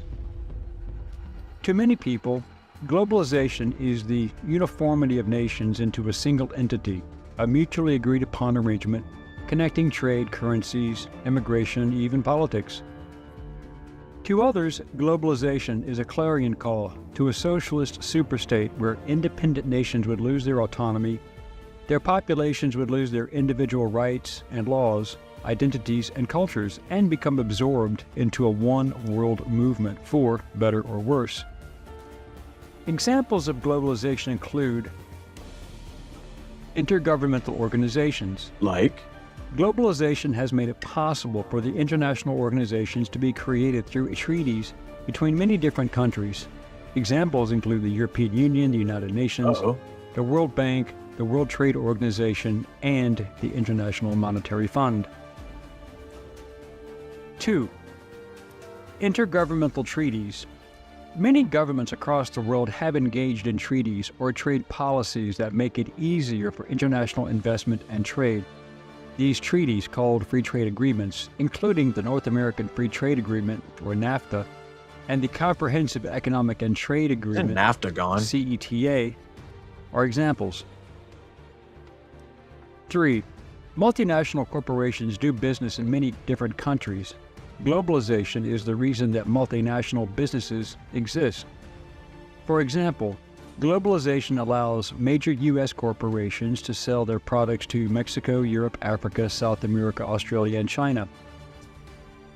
Some would argue that we are already globalized with regard to our economies and exchange of currencies, and that may be very true. Yet this is not a new or unique condition. For over 3,000 years, as the barter system began to fade, even ancient cultures and societies were trading on an international scale, and they used the same basic currencies of precious metals as their economic base.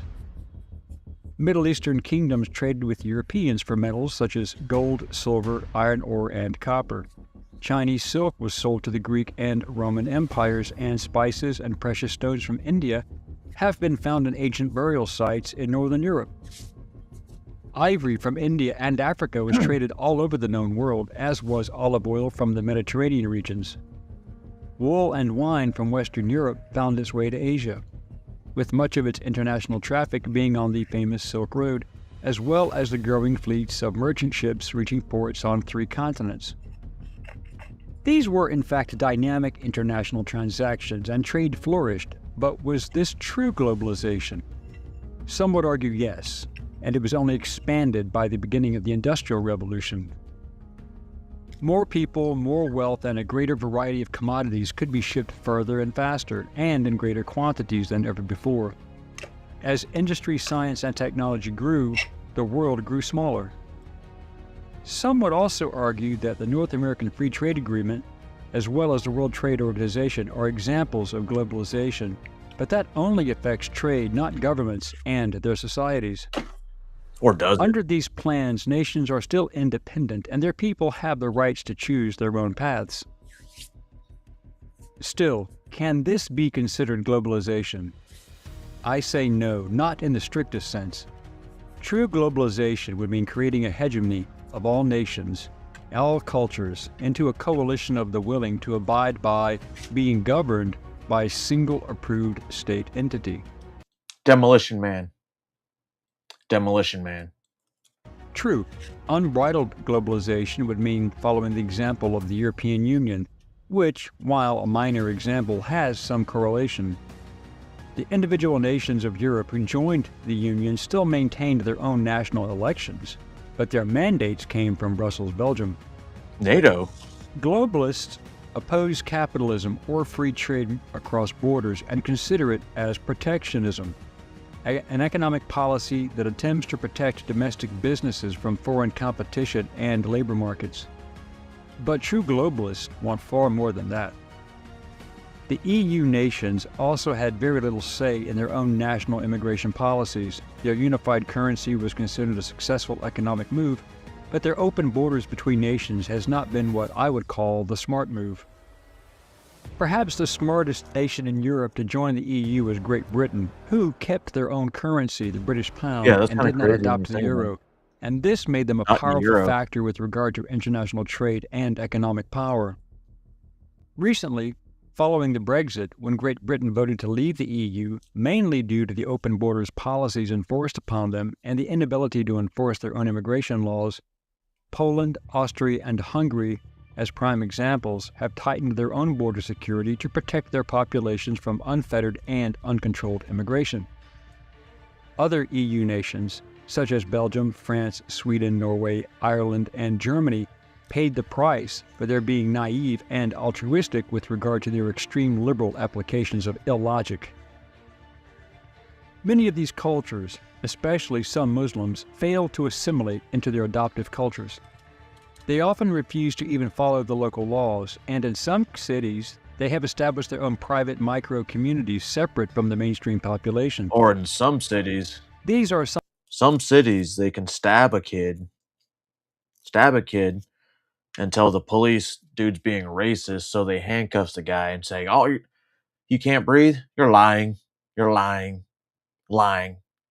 Kid bleeds to death. Sometimes very dangerous areas for non-Muslims to enter, and even many police departments will not enter these areas, where the locals there often practice Sharia law. For example, one BBC report quoted a London Metropolitan Police officer named Rob. He stated, "Regarding no-go areas in London, with gang crime in London, there are areas which you wouldn't go into as a pair of cops in a car because of the fear of having things thrown at you when you're driving through certain estates, bottles, etc. Bosses had told officers to avoid wearing uniforms in certain places in the capital." Also, with Bill Gates, they mentioned him. I just thought about this. Him, being able to get into everyone's home with the internet, and he's probably controlling a lot of the media, like they said. Other nations see shit like this happening in places like the US and France, and they're like, you know what? We need to start doing that too. And that's how fucking these organizations spread so easily. Swedish police have named dozens of vulnerable areas marred by criminality.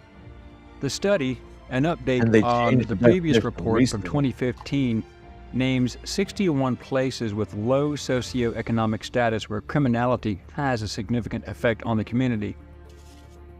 The local reported that those living in these places are often also vulnerable to religious radicalization. Of the areas, 23 are considered especially vulnerable where there is a widespread disinclination to participate in the judicial process and the situation is considered acute. Some of these immigrants who enter Western countries are so radicalized that they even conduct honor killings, such as the case of Noor Fala al-Maliki, who is an Iraqi-American woman living in Arizona, killed by her father for becoming too Western. Oh, yeah, I was like, that didn't happen in England, that happened here. See? Running her over with a car in an honor killing. He then fled to Egypt to avoid prosecution. Globalization also fails to take into account the radical thought processes and sense of entitlement brought by certain groups into their adoptive nations. Therefore, having a single government entity to enforce universal laws and alter cultural thought processes seems quite unlikely, and many nations and societies would not want to change their ways. Citing the report from the European Parliament, Europe is currently being overwhelmed by a wave of rape committed by Muslim migrants. Yep. Particularly in Scandinavian countries, the number of rapes of white women and girls is rising. These women are considered by Muslim migrants as third-class citizens. In the English town of Rotherham alone, 1,400 white girls were abused, raped, and murdered by Muslim gangs over a period of years. Many of these incidents are gang rapes. Many local city councils in England, Sweden, Norway, and Denmark know very well how things stand, but conceal the real situation for fear of being accused of racism. See, it's funny, you hear them, hold on. Conceal the real situation for fear. They're protesting against the one like this built in DC. Yet people flock to these other countries to see things like this. Not to mention, we have them already in places like, I don't know, New York City. Of being accused of racism. Which is ridiculous since Islam is a religion and not a race. If, despite all this, rape charges are still brought, it is usually the perpetrators and not the victims who are treated leniently, because the perpetrators claim that the women had consented to sexual intercourse. If these abuses are raised by local politicians, they are sometimes convicted of slander. These nations have been rocked by internal violence, terrorist attacks, high crime rates, heavy pressure on their social services, stiff competition for their own domestic workers competing for work in the labor markets with immigrants, and cultural difficulties due to the lack of assimilation, especially for many African and Middle Eastern immigrants. Globalization doesn't result in an increased number of jobs or make workers' lives better. Instead, it redistributes jobs by moving production from high-cost countries to lower-cost ones. This means that high-cost countries often lose jobs due to globalization, as production goes overseas, as seen with U.S. companies going overseas when taxes and operating costs are too high. Globalists like the enemy of freedom, George Soros, would have us surrender our individual national currencies and move to a universally approved and easily controlled, if not manipulated, currency. Digital currency. Of course, he and his ruling class would manage the finances. They would eliminate national banks and independent financial institutions and control the world currency from a single monolithic financial center. This organization would be managed by what George Orwell called those who are equal above others. Modern globalization would also mean an end to individual national politics if people like the socialist Soros had their way. Understand that people who like this idea are the ones who want to be in command, not part of the collective masses who would have to follow the orders and abide by their rules. Those in leadership would never follow their own laws because globalization would make them the law and the masses would have no legal recourse. Another problem with globalization is determining who would control the education, what would that look like, and how would that affect thousands of different cultures. Then there is the concept of a globalized military, in essence a... Well, with the schools, the education, when educators stop educating, thank you, take that, and they start being activists, or this no student left behind, dude, this activism shit's being taught all over this world. And social media doesn't help. So, and it's so bad that like I said, anything that goes anti whatever the establishment is, anti-establishment. That's not what I meant. And I just lost train of thought. Fuck me. Then there is the concept of a globalized military, in essence a global armed forces answerable to a single authority, in essence a dictatorship. We already see how the United Nations has consistently failed at peacekeeping when throwing soldiers together from many nations. Also, countries like the US pay the majority of the UN bills, while many other nations who contribute virtually nothing and have abysmal human rights records still sit on important councils and have voting rights. How would the globalists balance those books? There are problems with language barriers, religious and cultural differences, right down to dietary issues according to religion would have to be addressed. That same problem would exist in the global education system, mandated by a single authority. We saw how well that worked in National Socialist Germany and communist nations where indoctrination was part of the educational process, much like what... National Socialists? You mean Nazis? So socialists are Nazis? Liberal Marxists are trying to do in the United States today, Australia, and in Europe. No, you can't have that. How would the dedicated globalists address those issues? Which political paradigm would they adopt? A representative republic? A democracy? A monarchy? A socialist state? Globalization in much smaller versions has been tried and failed, such as the Roman Empire. It was under one currency, one government, one military system, and one polytheistic religion until the 4th century. The Catholic Church tried it with the Holy Roman Empire, trying to reel in Europe's rulers under a single authority, the emperor, who only answered to the Pope, and that did not work out too well. Vladimir Lenin and Joseph Stalin tried it with communism, and that lasted 74 years. Both of you. Again, the same program as the Romans minus religion. China is still communist since 1949, but it is straining to become capitalist economically while maintaining tyranny at home. The Japanese tried it in Asia as they extended their empire, as well as Nazi Germany. Both nations tried to create a monolithic community under singular authority by use of military force and terror. Yeah, that didn't work out so well. The only answer that fits with their agenda is some form of socialism, perhaps not communism, as it still allows for private ownership of property and sometimes allows for religion. But it also allows for complete population control under draconian penalties required for noncompliance. It may be that program the globalists want to adopt. Geneva Convention is one of those powers. NATO has those powers, and guess who is the strong arm for NATO? Us.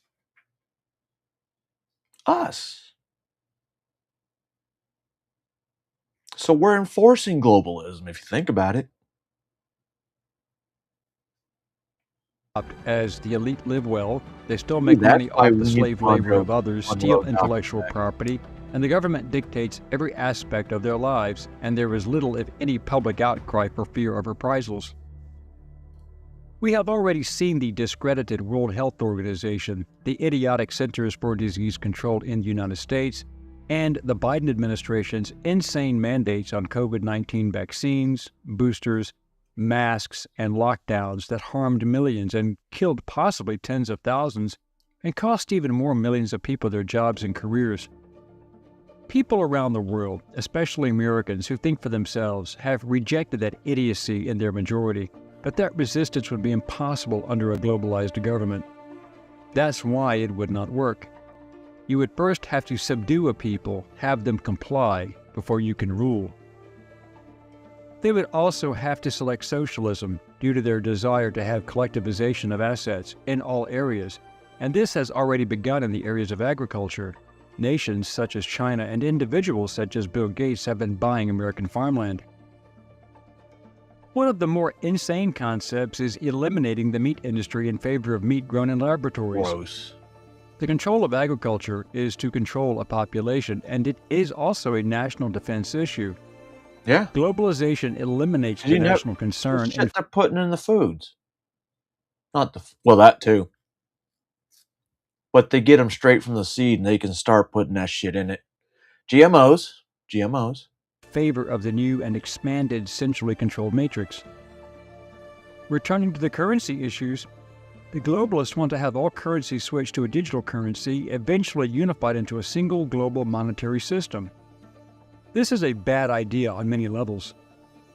Such a program would give the globalist government, or even an individual government, going on digital, the means to control what people spent money on, determine if Well, like I said earlier, Bitcoin is so fucking volatile. Last week it was like one Bitcoin was like $81,000. And then just past weekend before Friday, it was sitting like at 60s, in the 60s, which is definitely not a good investment. You get way up and then boom, you lose it all again. And if that's how Bitcoin is run, you're fucked. Let's see where Bitcoin's sitting at right now. 63. Last week it was 81, and now it's 63. But hey, it's up 500 points right now. could in fact spend their own money on items they wished to have, and even restrict the amount of money they could spend entirely. Welcome to socialism.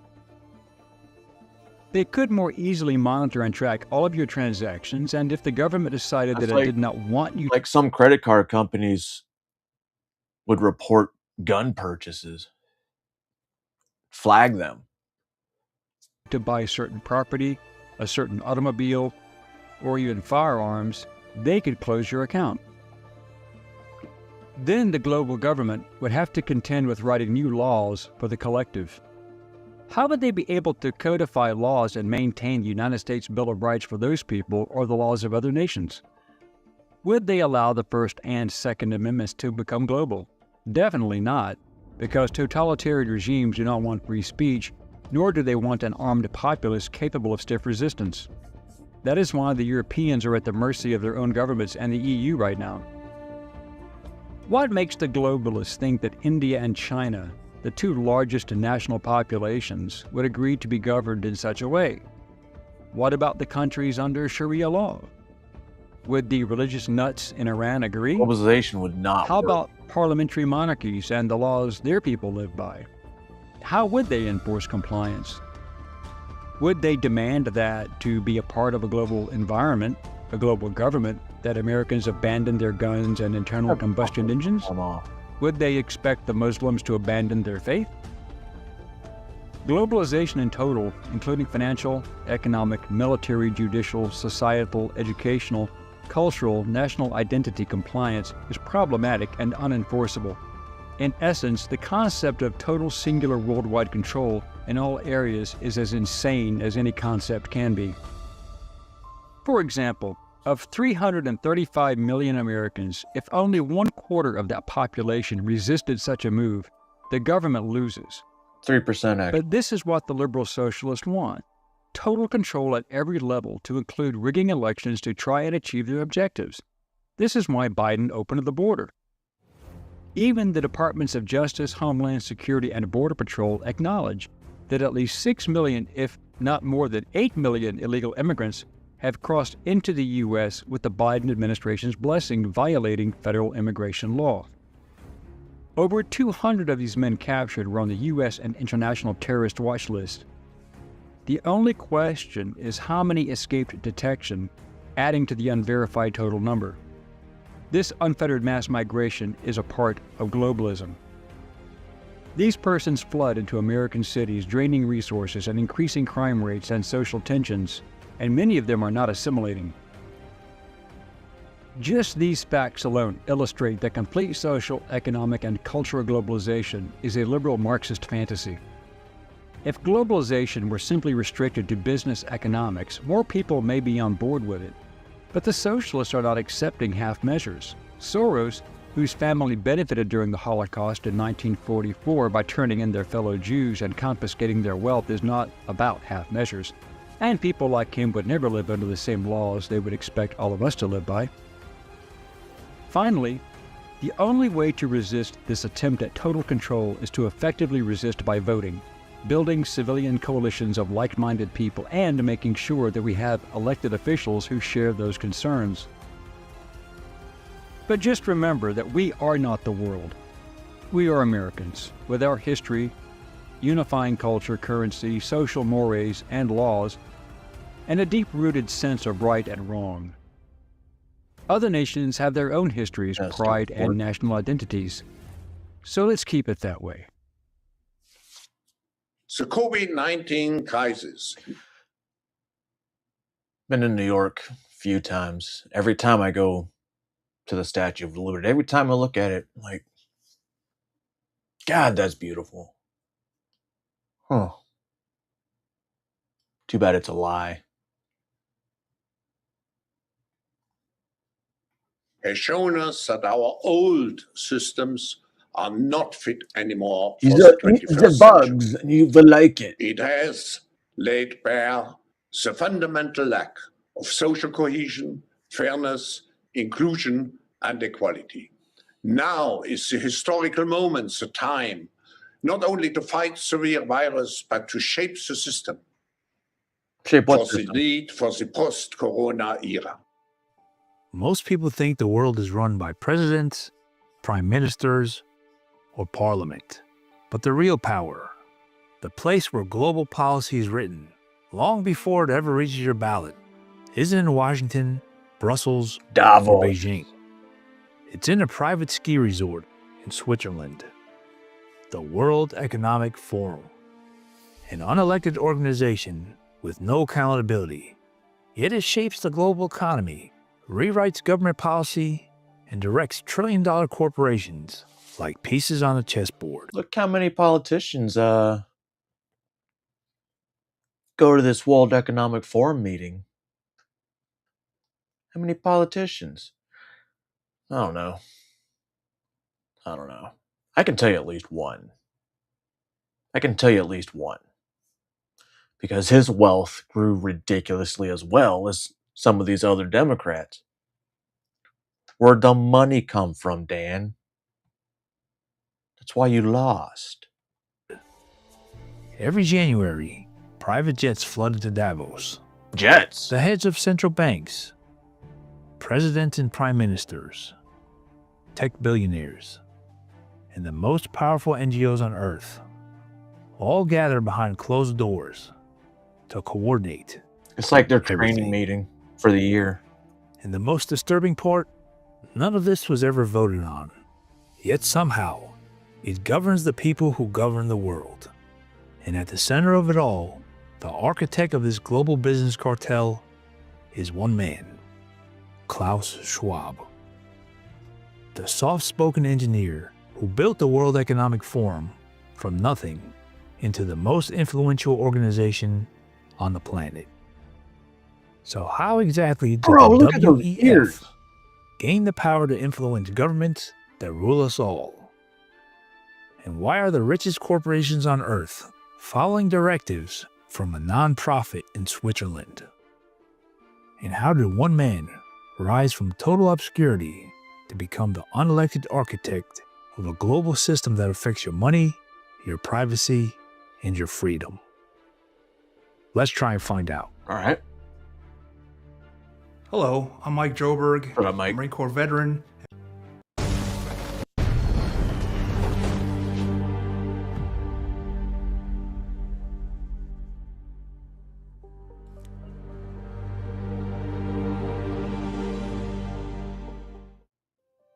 Klaus Schwab was born in 1938 in Ravensburg, Germany, the son of Eugene Schwab, the managing director of a powerful machine-building company called Escher Wyss.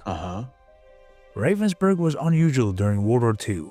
It was one of the few German industrial towns. The Allies saw no strategic reason to burn it down. And Escher Wyss was one of those factories foolishly left untouched.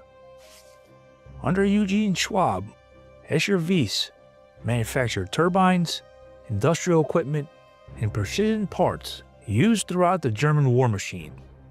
Historical archives show that the Ravensburg plant was used by the regime to support wartime production. No. It relied on forced labor brought in from concentration camp networks. What? And supplied advanced turbine technology considered vital to the Nazi infrastructure. Klaus Schwab was a young child while this was happening, far too young to be involved. But while most kids grow up around toys, Klaus grew up around engineers, industrialists, and power structures. And that mattered. After the war, Schwab studied mechanical engineering, then economics, then public policy. He was studying systems, how industries work, how governments coordinate, and how influence travels through the layers of society. In the 1960s, he worked at Zulcher Escher Wyss, helping oversee a nuclear policy program tied to South Africa's apartheid government. Yeah. By the late 1960s, one thing became clear. Klaus Schwab didn't want to run a company. Oh. He wanted to run the people who ran the companies. So the And in 1971, he launched an idea nobody had attempted before. A private forum where world leaders and CEOs could meet in secret, off camera, without journalists or national laws getting in the way. Still don't see how that... He called it the European Management Forum. Schwab already understood something the rest of the world didn't. If you bring the most powerful people on Earth into the same room, you don't need a country to rule the world. You only need a conference. And Schwab was the man running it. Throughout the 1970s and 80s, the forum expanded beyond Europe. The fucking script writer for the past couple years needs to be fired, right? I think they're just recycling, thinking, oh, we're not going to notice. We're not going to notice that, wait a second, this Ebola thing happened again? Didn't it happen 2 years ago? 4 years ago? 6 years ago? That scriptwriter needs to be fired.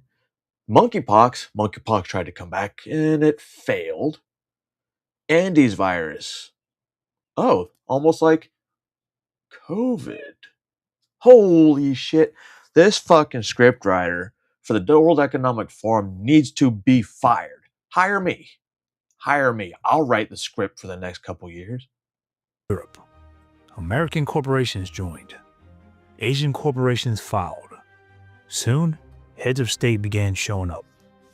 By the 1990s, Schwab renamed it the World Economic Forum, a title that sounded official. And that's when the shift happened. What started as a business conference quietly transformed into a policy engine. WEF papers and discussions began influencing global regulations on trade, climate, banking, technology, supply chains, public health, and energy. Energy? Governments soon adopted WEF language, word for word, in their own policy drafts. Corporations echoed the same talking points across industries. And Schwab? Wait a second. See? They get the script. And they're like, oh, okay. What page are we on, guys? We're doing page 12, section 3. Oh. Bring on the riots. What kind of riots? Race riots. Bring it back. We need this one again. Let's try it. Realized something nobody else had. The forum had become more powerful than most parliaments.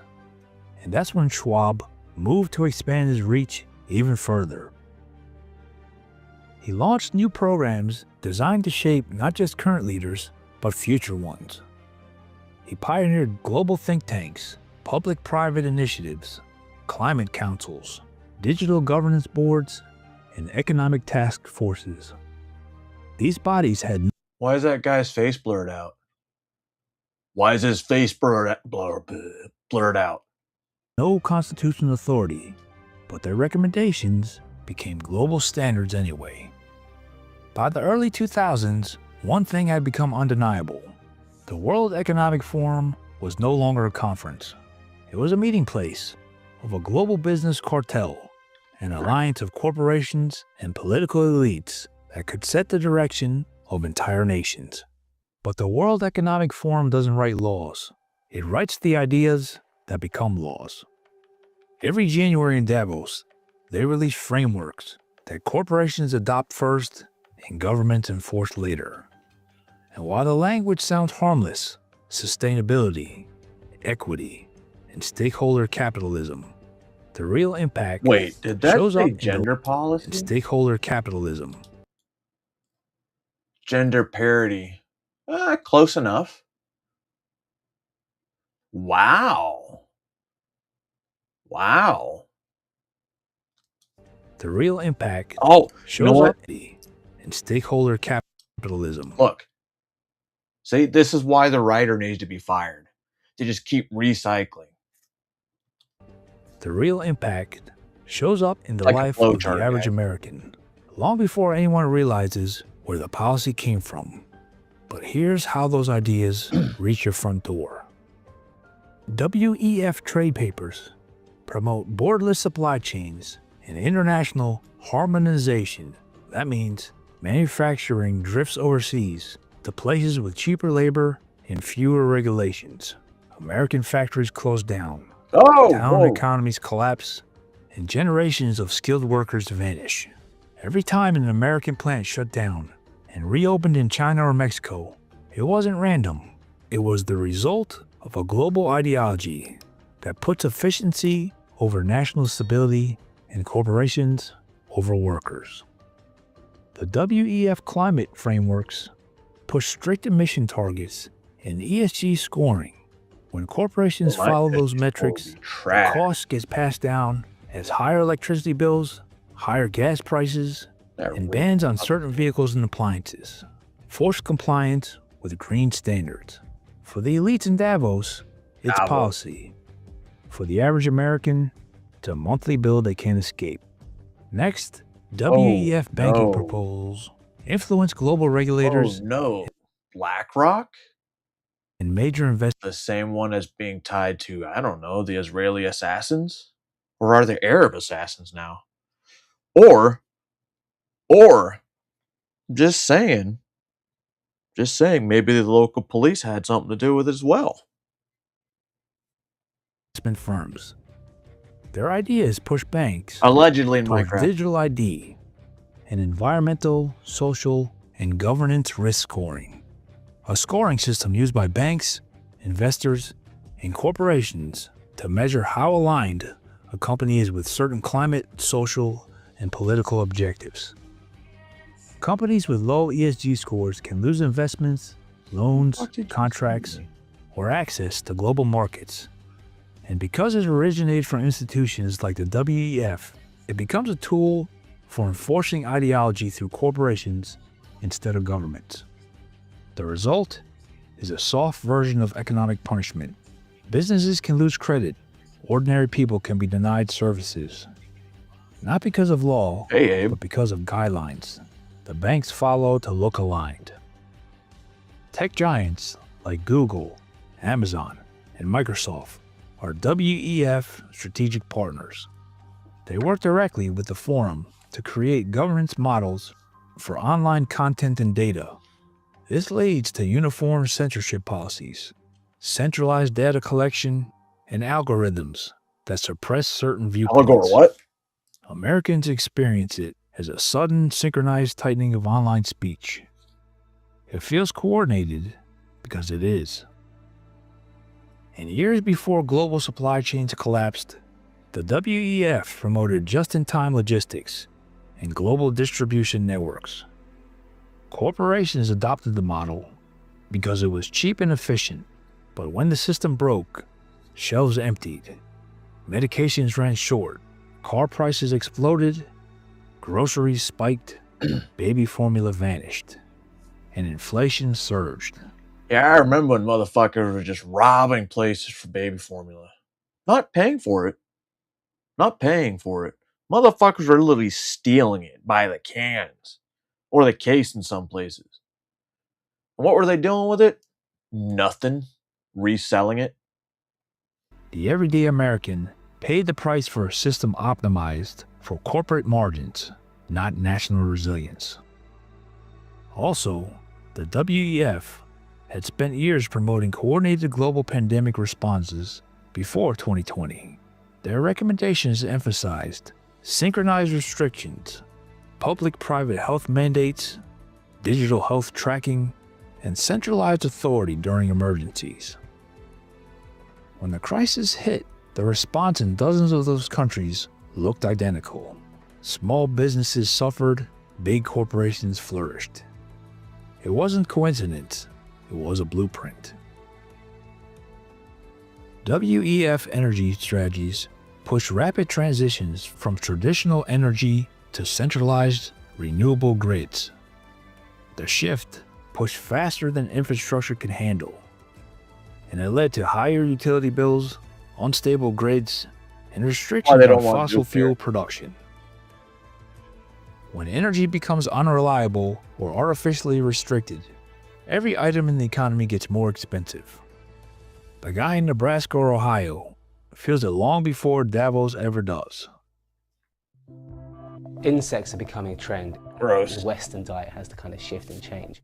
And most importantly, it's natural, it's normal. Shut up, and faggot. it's the way that we have to feed the future. You know, when I eat bugs, when I've eaten bugs, it's because, one, it was during survival training, all right? But when I do it normally, which is rare, is because I go to a store and I see, oh, look, chocolate-covered crickets. Think I'll try these. Pretty good. And then I don't see them. I don't look for them.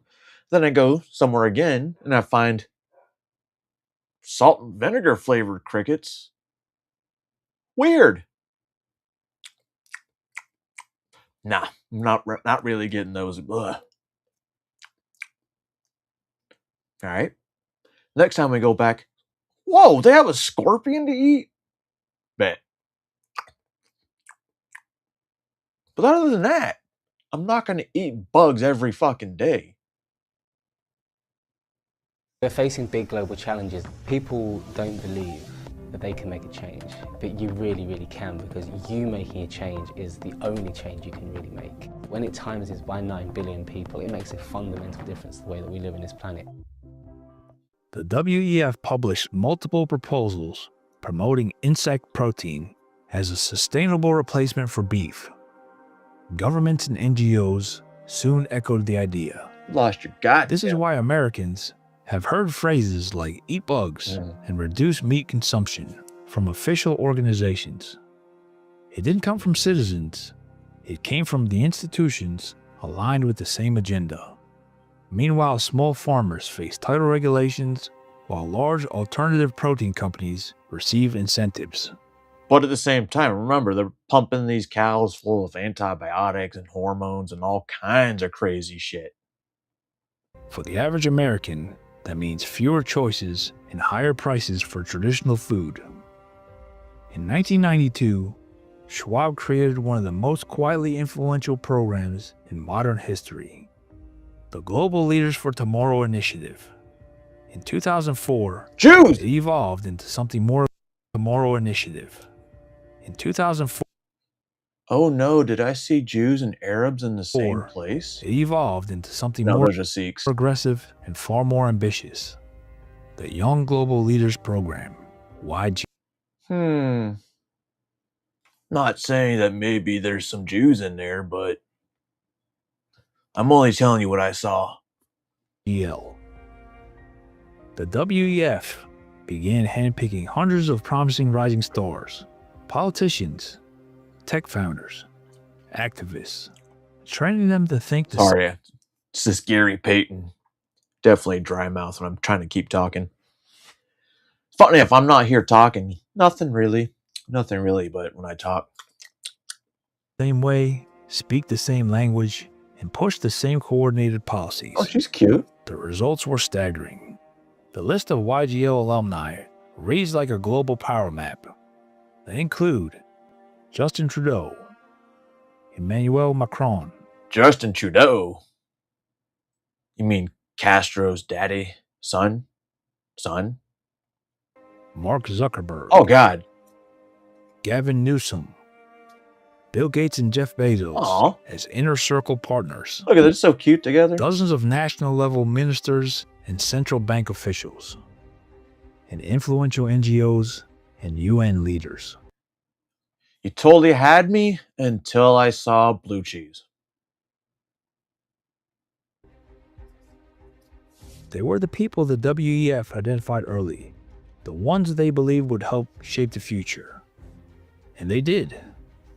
When crisis struck, economic, public health, or environmental, these leaders responded in almost identical ways, using almost identical language, rooted in an almost identical policy framework.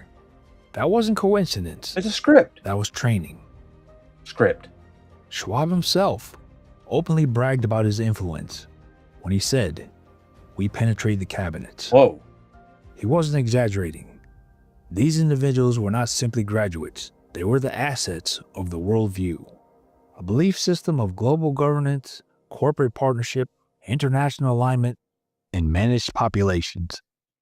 The World Economic Forum has confirmed they're investigating former chairman Klaus Schwab after his seemingly abrupt resignation on Monday. What? An anonymous whistleblower sent a letter to the organization and accused Schwab of misusing forum funds and resources. The Wall Street Journal first reported the news. The letter also criticized the Dude, I've forum's never workplace seen somebody culture and get under governance. people's skin so much as Robbie. Whether it's this co-host, the previous black lady that I guess fucking just lost it. Well, he lost it. They both lost it. Well, she got fired and Robbie still has his job. And it's funny because The Hill is actually a liberal news source. Journal writes, it included allegations that Klaus Schwab asked junior employees to withdraw. No, the idea of eating, what the fuck is it called? Moldy cheese. It didn't like it. I tried it, just didn't like it. I gave it more than one attempt. Just not my thing. Withdraw thousands of dollars from ATMs on his behalf and used forum funds to pay for private in-room massages at hotels. Oh. It's always massages at hotels. This alleges that his... Whoa, these massages again. Didn't the whole Epstein shit start with massages? And Klaus Schwab was getting massages? Was he part of those? I think so. Wife, Hilda, a former forum employee, scheduled token forum-funded meetings in order to justify luxury holiday travel at the organization's expense. For years, the WEF operated like a flawless machine, synchronized, polished, carefully controlled. But behind the sleek panels and the smiling photo ops, insiders began to whisper about a very different environment. What? WEF staff, former employees, and political attendees quietly spoke of a culture built around secrecy, elitism, and a level of personal indulgence far removed from the global responsibility preached from the stage. Over time, a shadow formed around Klaus Schwab. For years, European diplomats and Davos regulars traded rumors about Schwab's behavior, stories involving elite wellness sessions, inappropriate conduct with massage workers, and questionable interactions during the private after-hours side of Davos that never made the news. Nothing was printed in official reports. Nothing was pursued publicly. But the stories floated around European political class for decades, always tied to the same man at the center of the forum. Inside the WEF itself, staff began raising concerns about how money flowed through the organization, Anonymous employees described extravagant spending, misallocation of donor funds, and money disappearing to initiatives no one could trace. As Schwab aged into his 80s, a new generation inside the WEF began pushing for change. They accused him of treating the organization like personal property, a monarchy disguised as a nonprofit. They complained that the forum was a monarchy disguised as a That is. It sure the fuck is. nonprofit. They complained that the forum was becoming stagnant under his grip. There were reports of shouting matches behind closed doors, clashing egos, and factions forming between the old guard loyalists and the younger technocrats. And then came the revolt. By 2023-2024, the internal frustrations couldn't be contained. Major donors demanded new leadership. Corporate partners whispered about a fresh vision. So they created... Oh, no. They didn't create. They leaked, I guess you could say, stuff on this guy magically. Board members privately urged Schwab to retire. Several WEF executives resigned abruptly. Internal documents hinted at mismanagement. Whistleblowers contacted journalists anonymously. The board prepared succession plans without Schwab's involvement. For the first time in over half a century, the founder was no longer in control. His own people that he had trained, elevated, and guided finally forced the issue. Schwab's empire had grown so large that it began to turn against its architect. And as the revolt spread through the halls of Davos, it became clear that the man who shaped the WEF could no longer lead it. Klaus Schwab officially announced his resignation from the World Economic Forum in May of 2024. Good job. Stepping down after more than 53 years of running the most powerful, unelected organization on the planet.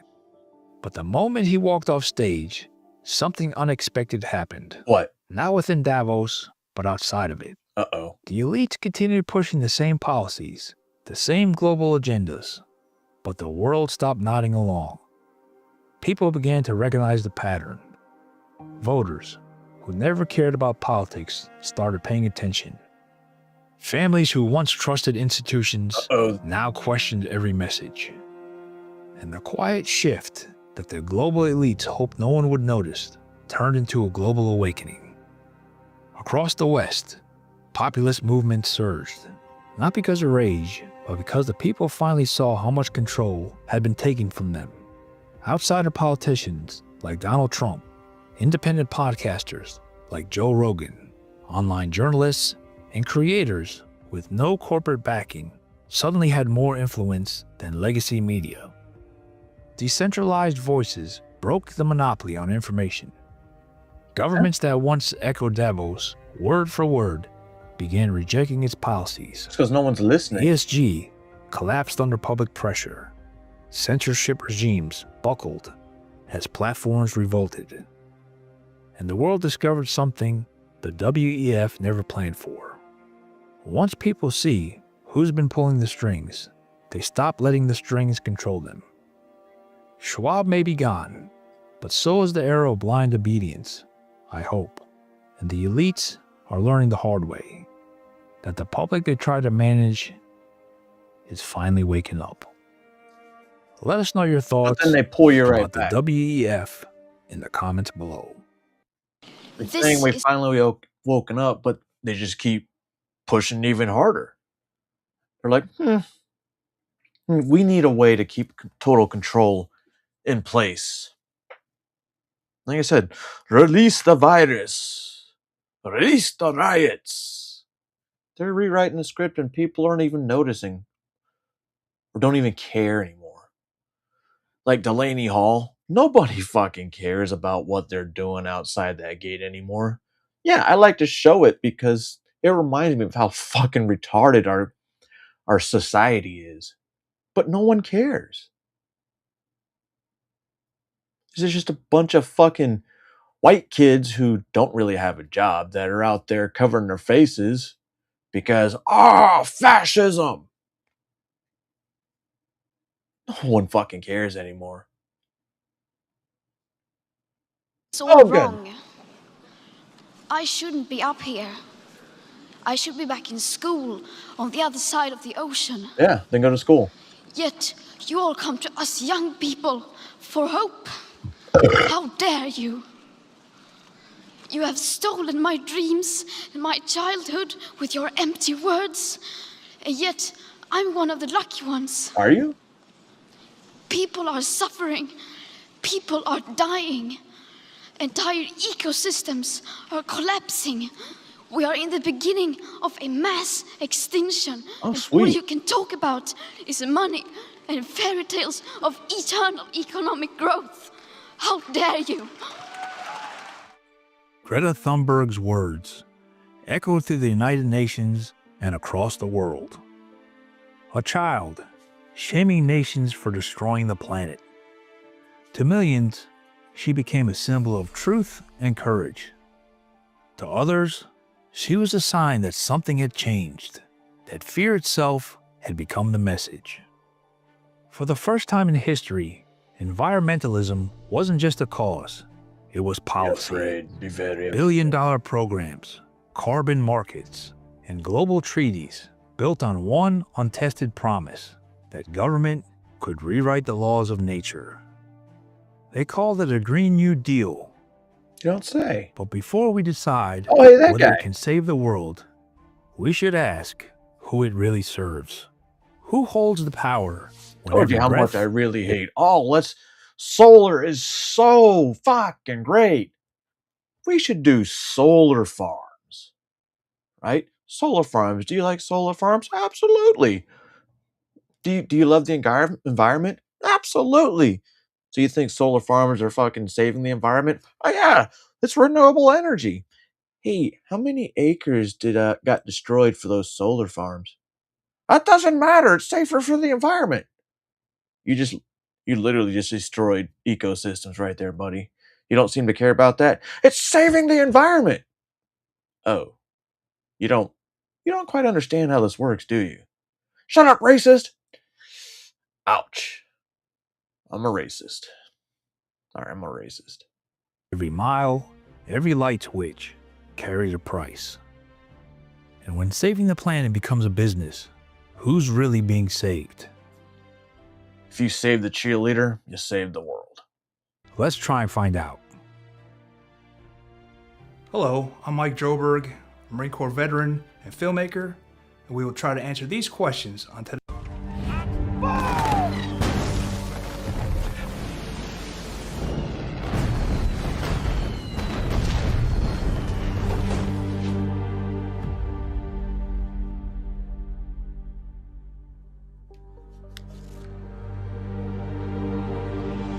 He's the guy that invented the internet.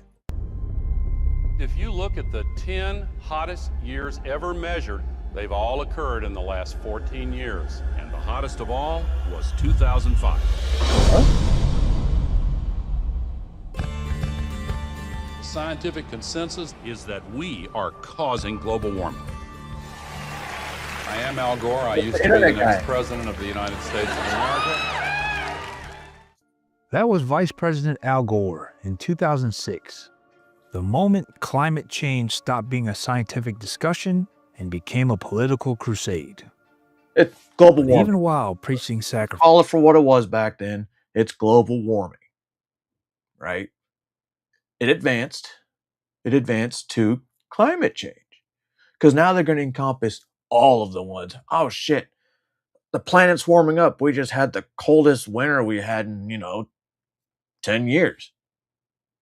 It's climate change. We have to keep the lie going. We will make them fear the temperature because, oh, wait, we control the weather? Gore himself lived the life of a king. Multiple mansions, Whoa. Get rid of them. No kings, guys. No kings. Nice houses, though. private jets, and an energy bill that dwarfed entire neighborhoods. His Nashville estate alone consumed over 20 times the power of an average American home. Yet his film, An Inconvenient Truth, declared the signs settled, the danger imminent, and humanity on a clock. At the time, 2005 was indeed the hottest year on record by NASA and NOAA. Oh. But that record only stretched back to the late 1800s, when a few hundred thermometers in Europe and North America tried to represent the entire planet. By today's standards, accurate global measurements didn't begin until 1979, when satellites finally gave up. All right. Look, we're going to start doing it for the world, and we got this, yo. We got the whole world, bro. We're going to have thermometers set up in the whole world. Wait, we can do this with satellites. We got this, bro. Where am I going with all that? Full planet coverage. Before that, most of it was educated guesswork, stitched together by models and assumptions. To put this in perspective, mainstream science says the Earth is about 4.54 billion years old. That means our precise measurements cover less than the blink of an eye, a few billionth of a percent. From that narrow record emerged a multi-billion-dollar movement and a new kind of faith, not spiritual, but financial, built on fear. And that panic indeed paid off. Al Gore wasn't just warning the world about carbon, he was investing in it. 2 years before his documentary hit theaters, he co-founded Generation Investment Management with a former Goldman Sachs executive. Their mission was simple: turn environmental concern into capital. Hey, look at that. Look at how much fucking land that just destroyed. It's fucking ridiculous. They called it sustainable investing. Wall Street called it scalable. By 2008, carbon had a price tag, and trading pollution became a global market. Companies could buy and sell the right to emit. Polluters paid, but banks, brokers, and fund managers earned fees for every trade and every credit issued. The cost of pollution became someone else's profit, and the green economy was born. Industrialized nations agreed to binding limits on emissions and created the first international carbon markets. By the 2000s, the European Union expanded that idea into the EU emissions trading system, eventually covering power plants, factories, and airlines across the continent. Ryanair. And by 2010, the super fucking cheap airplane rides through Europe. Like, they would have deals where you could fly to fucking the UK and back for like a weekend trip, and it was like maybe €2 or €3. Dude, Ryanair was fucking awesome. But it really sucked because you couldn't really bring giant luggage with you. But who cares? I'm going to fucking England for the weekend. I don't really need a fucking suitcase. The concept of net zero had become a moral badge for governments and corporations alike. Look! Tell me how that's good for the world. Tell me, how much land was destroyed for this bullshit? It was a clean ledger, not a clean planet. The climate crisis had evolved into a global economy, and the only thing greener than that message was the money behind it. Then came the next evolution: carbon taxes and trading. Carbon tax sounds simple. The government puts a price on carbon dioxide, the gas released when we burn oil, coal, or natural gas. The idea is that if pollution costs money, companies will pollute less. In reality, it's a hidden cost built into everything we use. Energy runs the world. It powers trucks, factories, homes, and farms. When you tax carbon, you tax the entire chain that keeps modern life moving. Companies don't pay those costs, consumers do. Prices rise, fuel surcharges appear, and heating bills climb. The atmosphere doesn't change, the balance sheet does. You swiped it the wrong Supporters way, call bro. it market-based climate policy. They claim the revenue funds clean energy projects, but real audits tell a different story. In the EU, less than half of the carbon auction revenue went to environmental programs. And in Canada and Australia, most of it was recycled into rebates or general spending. The rest of the money disappears into government budgets or other line items few voters ever see or audit. Then came the next evolution, carbon trading. Instead of a flat tax, corporations could buy carbon credits, permits to pollute backed by promises of reduction elsewhere. It created a new global marketplace, a financial instrument built on air. Polluters could pay to keep polluting, as long as they funded someone else's project to plant a tree or capture methane halfway around the world. In theory, offsets were supposed to help pay farmers in the developing world. Remember when we were kids in school and we would have the Arbor Day and we'd all get a tree and we'd plant them somewhere for the school? I don't know if you guys had to do it, but we did that a few times. And it,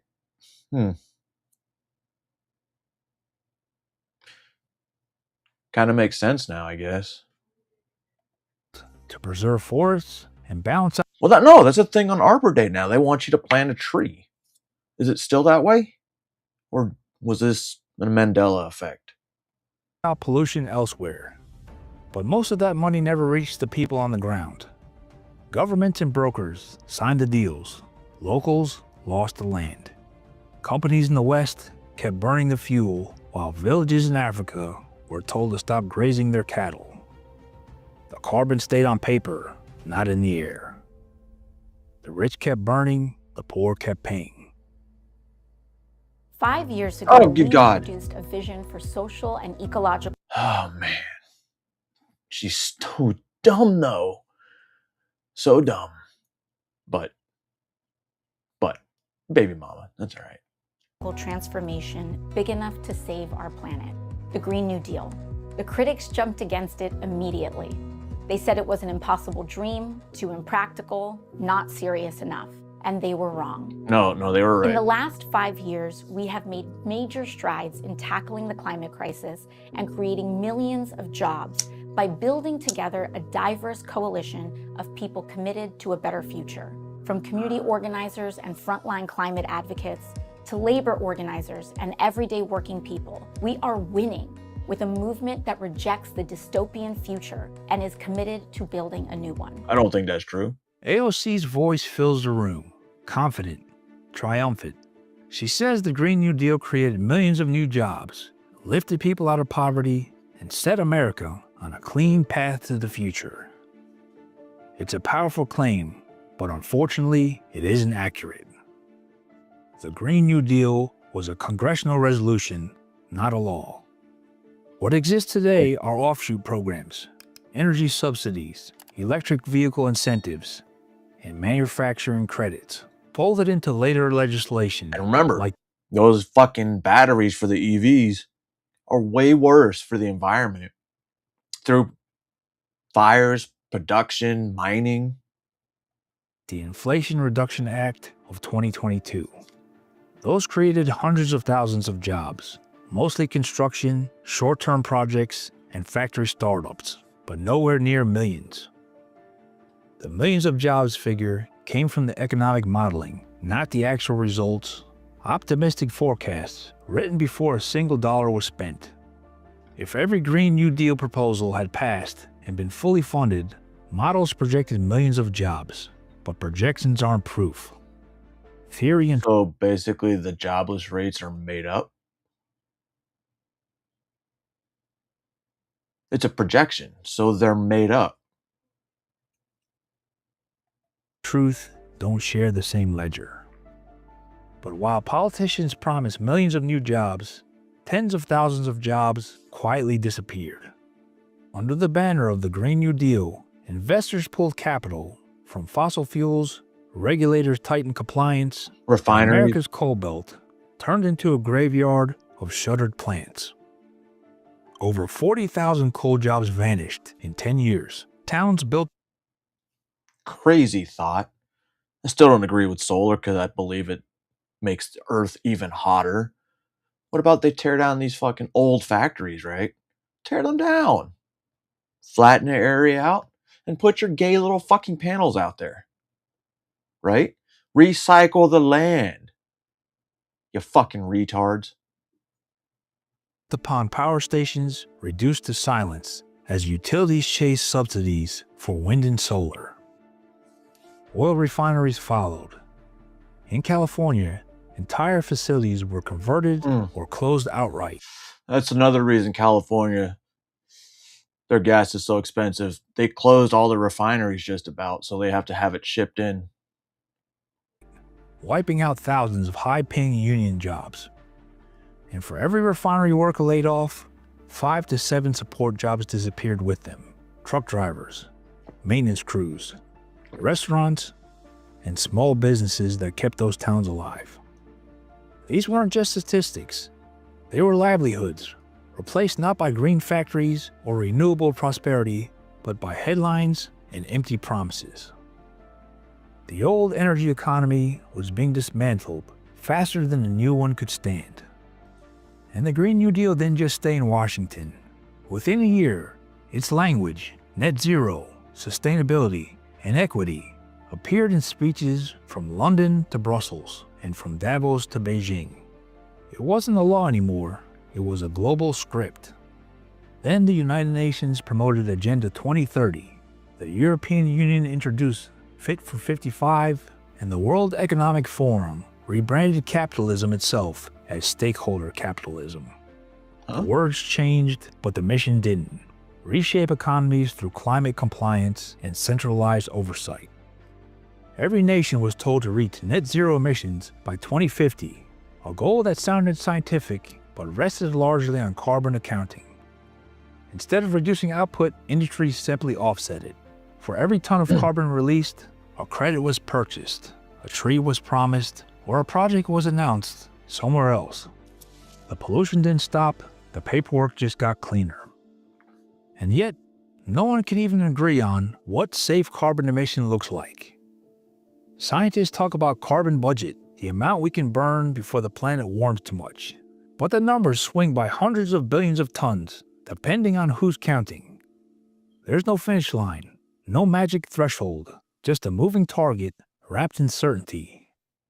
The irony is that the entire world is being taxed, regulated, and restructured around a carbon number that doesn't actually exist. But regardless of an agreed-upon carbon limit, trillions of dollars continue to flow through new green bonds, ESG funds, and carbon markets. Banks and corporations reinvented themselves as environmental saviors while still extracting. They made some of this shit up so they can slap regulations on it.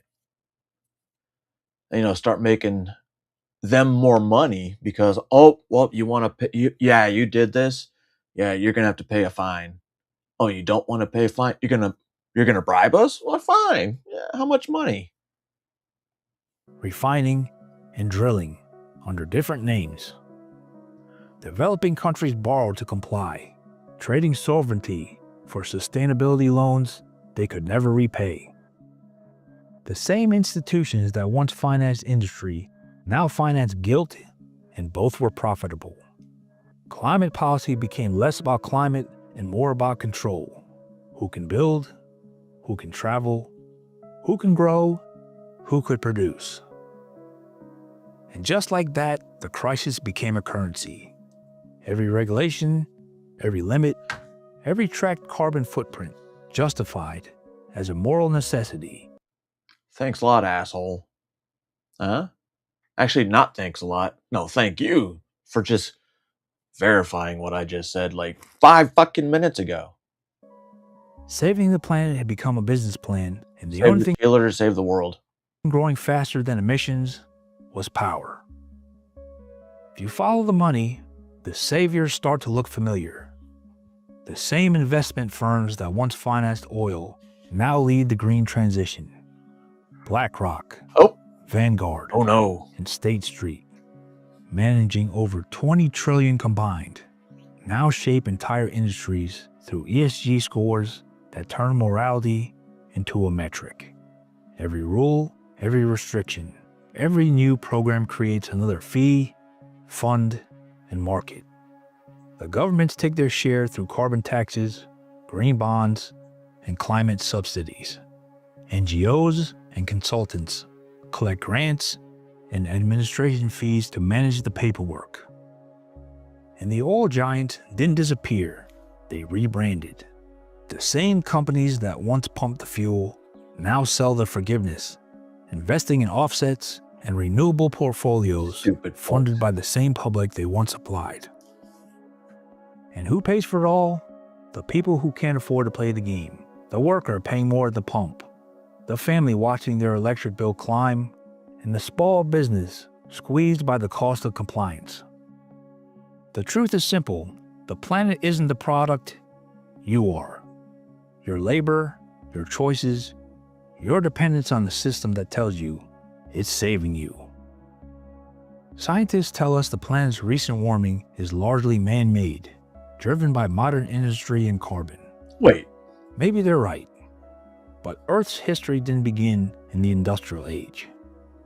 Long before the first factory rose or the first engine turned, the planet's climate shifted on its own, sometimes violently. Entire civilizations vanished beneath those changes. Doggerland, once a land bridge between Britain and Europe, lies drowned beneath the North Sea. I've never heard of that place. The ancient city of I will Pavlopotri now. rests off the coast of Greece, about 5,000 years old and roughly 10 to 15 feet underwater. And off Japan's coast, the Yonaguni Monument sits nearly 80 feet below the surface. None of them burned coal, drilled oil, or drove cars. They were swallowed by nature's own cycles, ice and melt. A reminder that Earth has always changed, with or without us.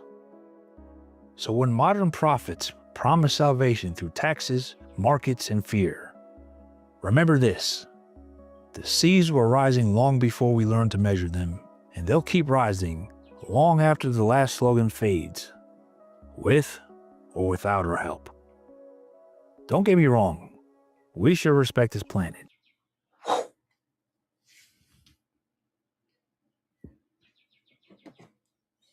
It's crazy. Like, call me crazy. It's okay. It's okay. A group of people make up the rules of the world, all rich, and if you don't listen to them, well, you're a extremist. You're an extremist. Now that Bill Gates owns a gigantic portion of all our farms, we're fucked for right now. We're fucked. Grow your own vegetables. Raise your own, well, you can't raise your own cows because some of us, we don't have a big enough plot of land, and it's really expensive to raise a cow. And then, what kind of cow do you want to raise? Do you want to raise a dairy cow? Or do you want one that you can eat for meat? Beef. Beef. When it comes to the end, do not eat people. It's fucked up. Don't eat people. And don't eat your dog. Don't eat your dog. If it gets to the point where you have to eat your cat, sorry for the cat. You can make some cat stew, some cat broth. Chinese do it. Chinese do it. What? What? You ever tried goat? Goat's got an interesting taste to it. It's a little tang. Wait, whatever.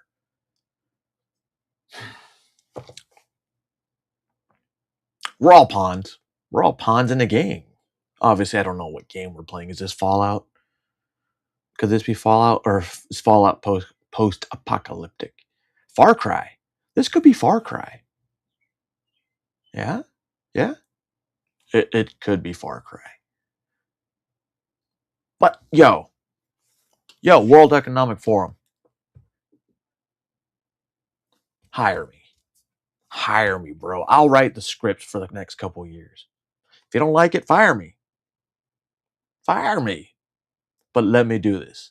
Like, I could totally write scripts for WWE. I can write scripts. That's tiny. That's tiny. Anyway, I'm not telling you how to think, because you would look crazy if most people found out you talk like this, or thought like this, or anything like this.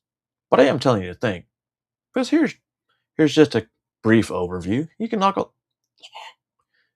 the other stuff too. You're like, wait a second, I don't know if I like this. I don't believe it. I'm gonna check more into it. Oh, son of a bitch, he was right. Son of a bitch, he was right. I think that's it.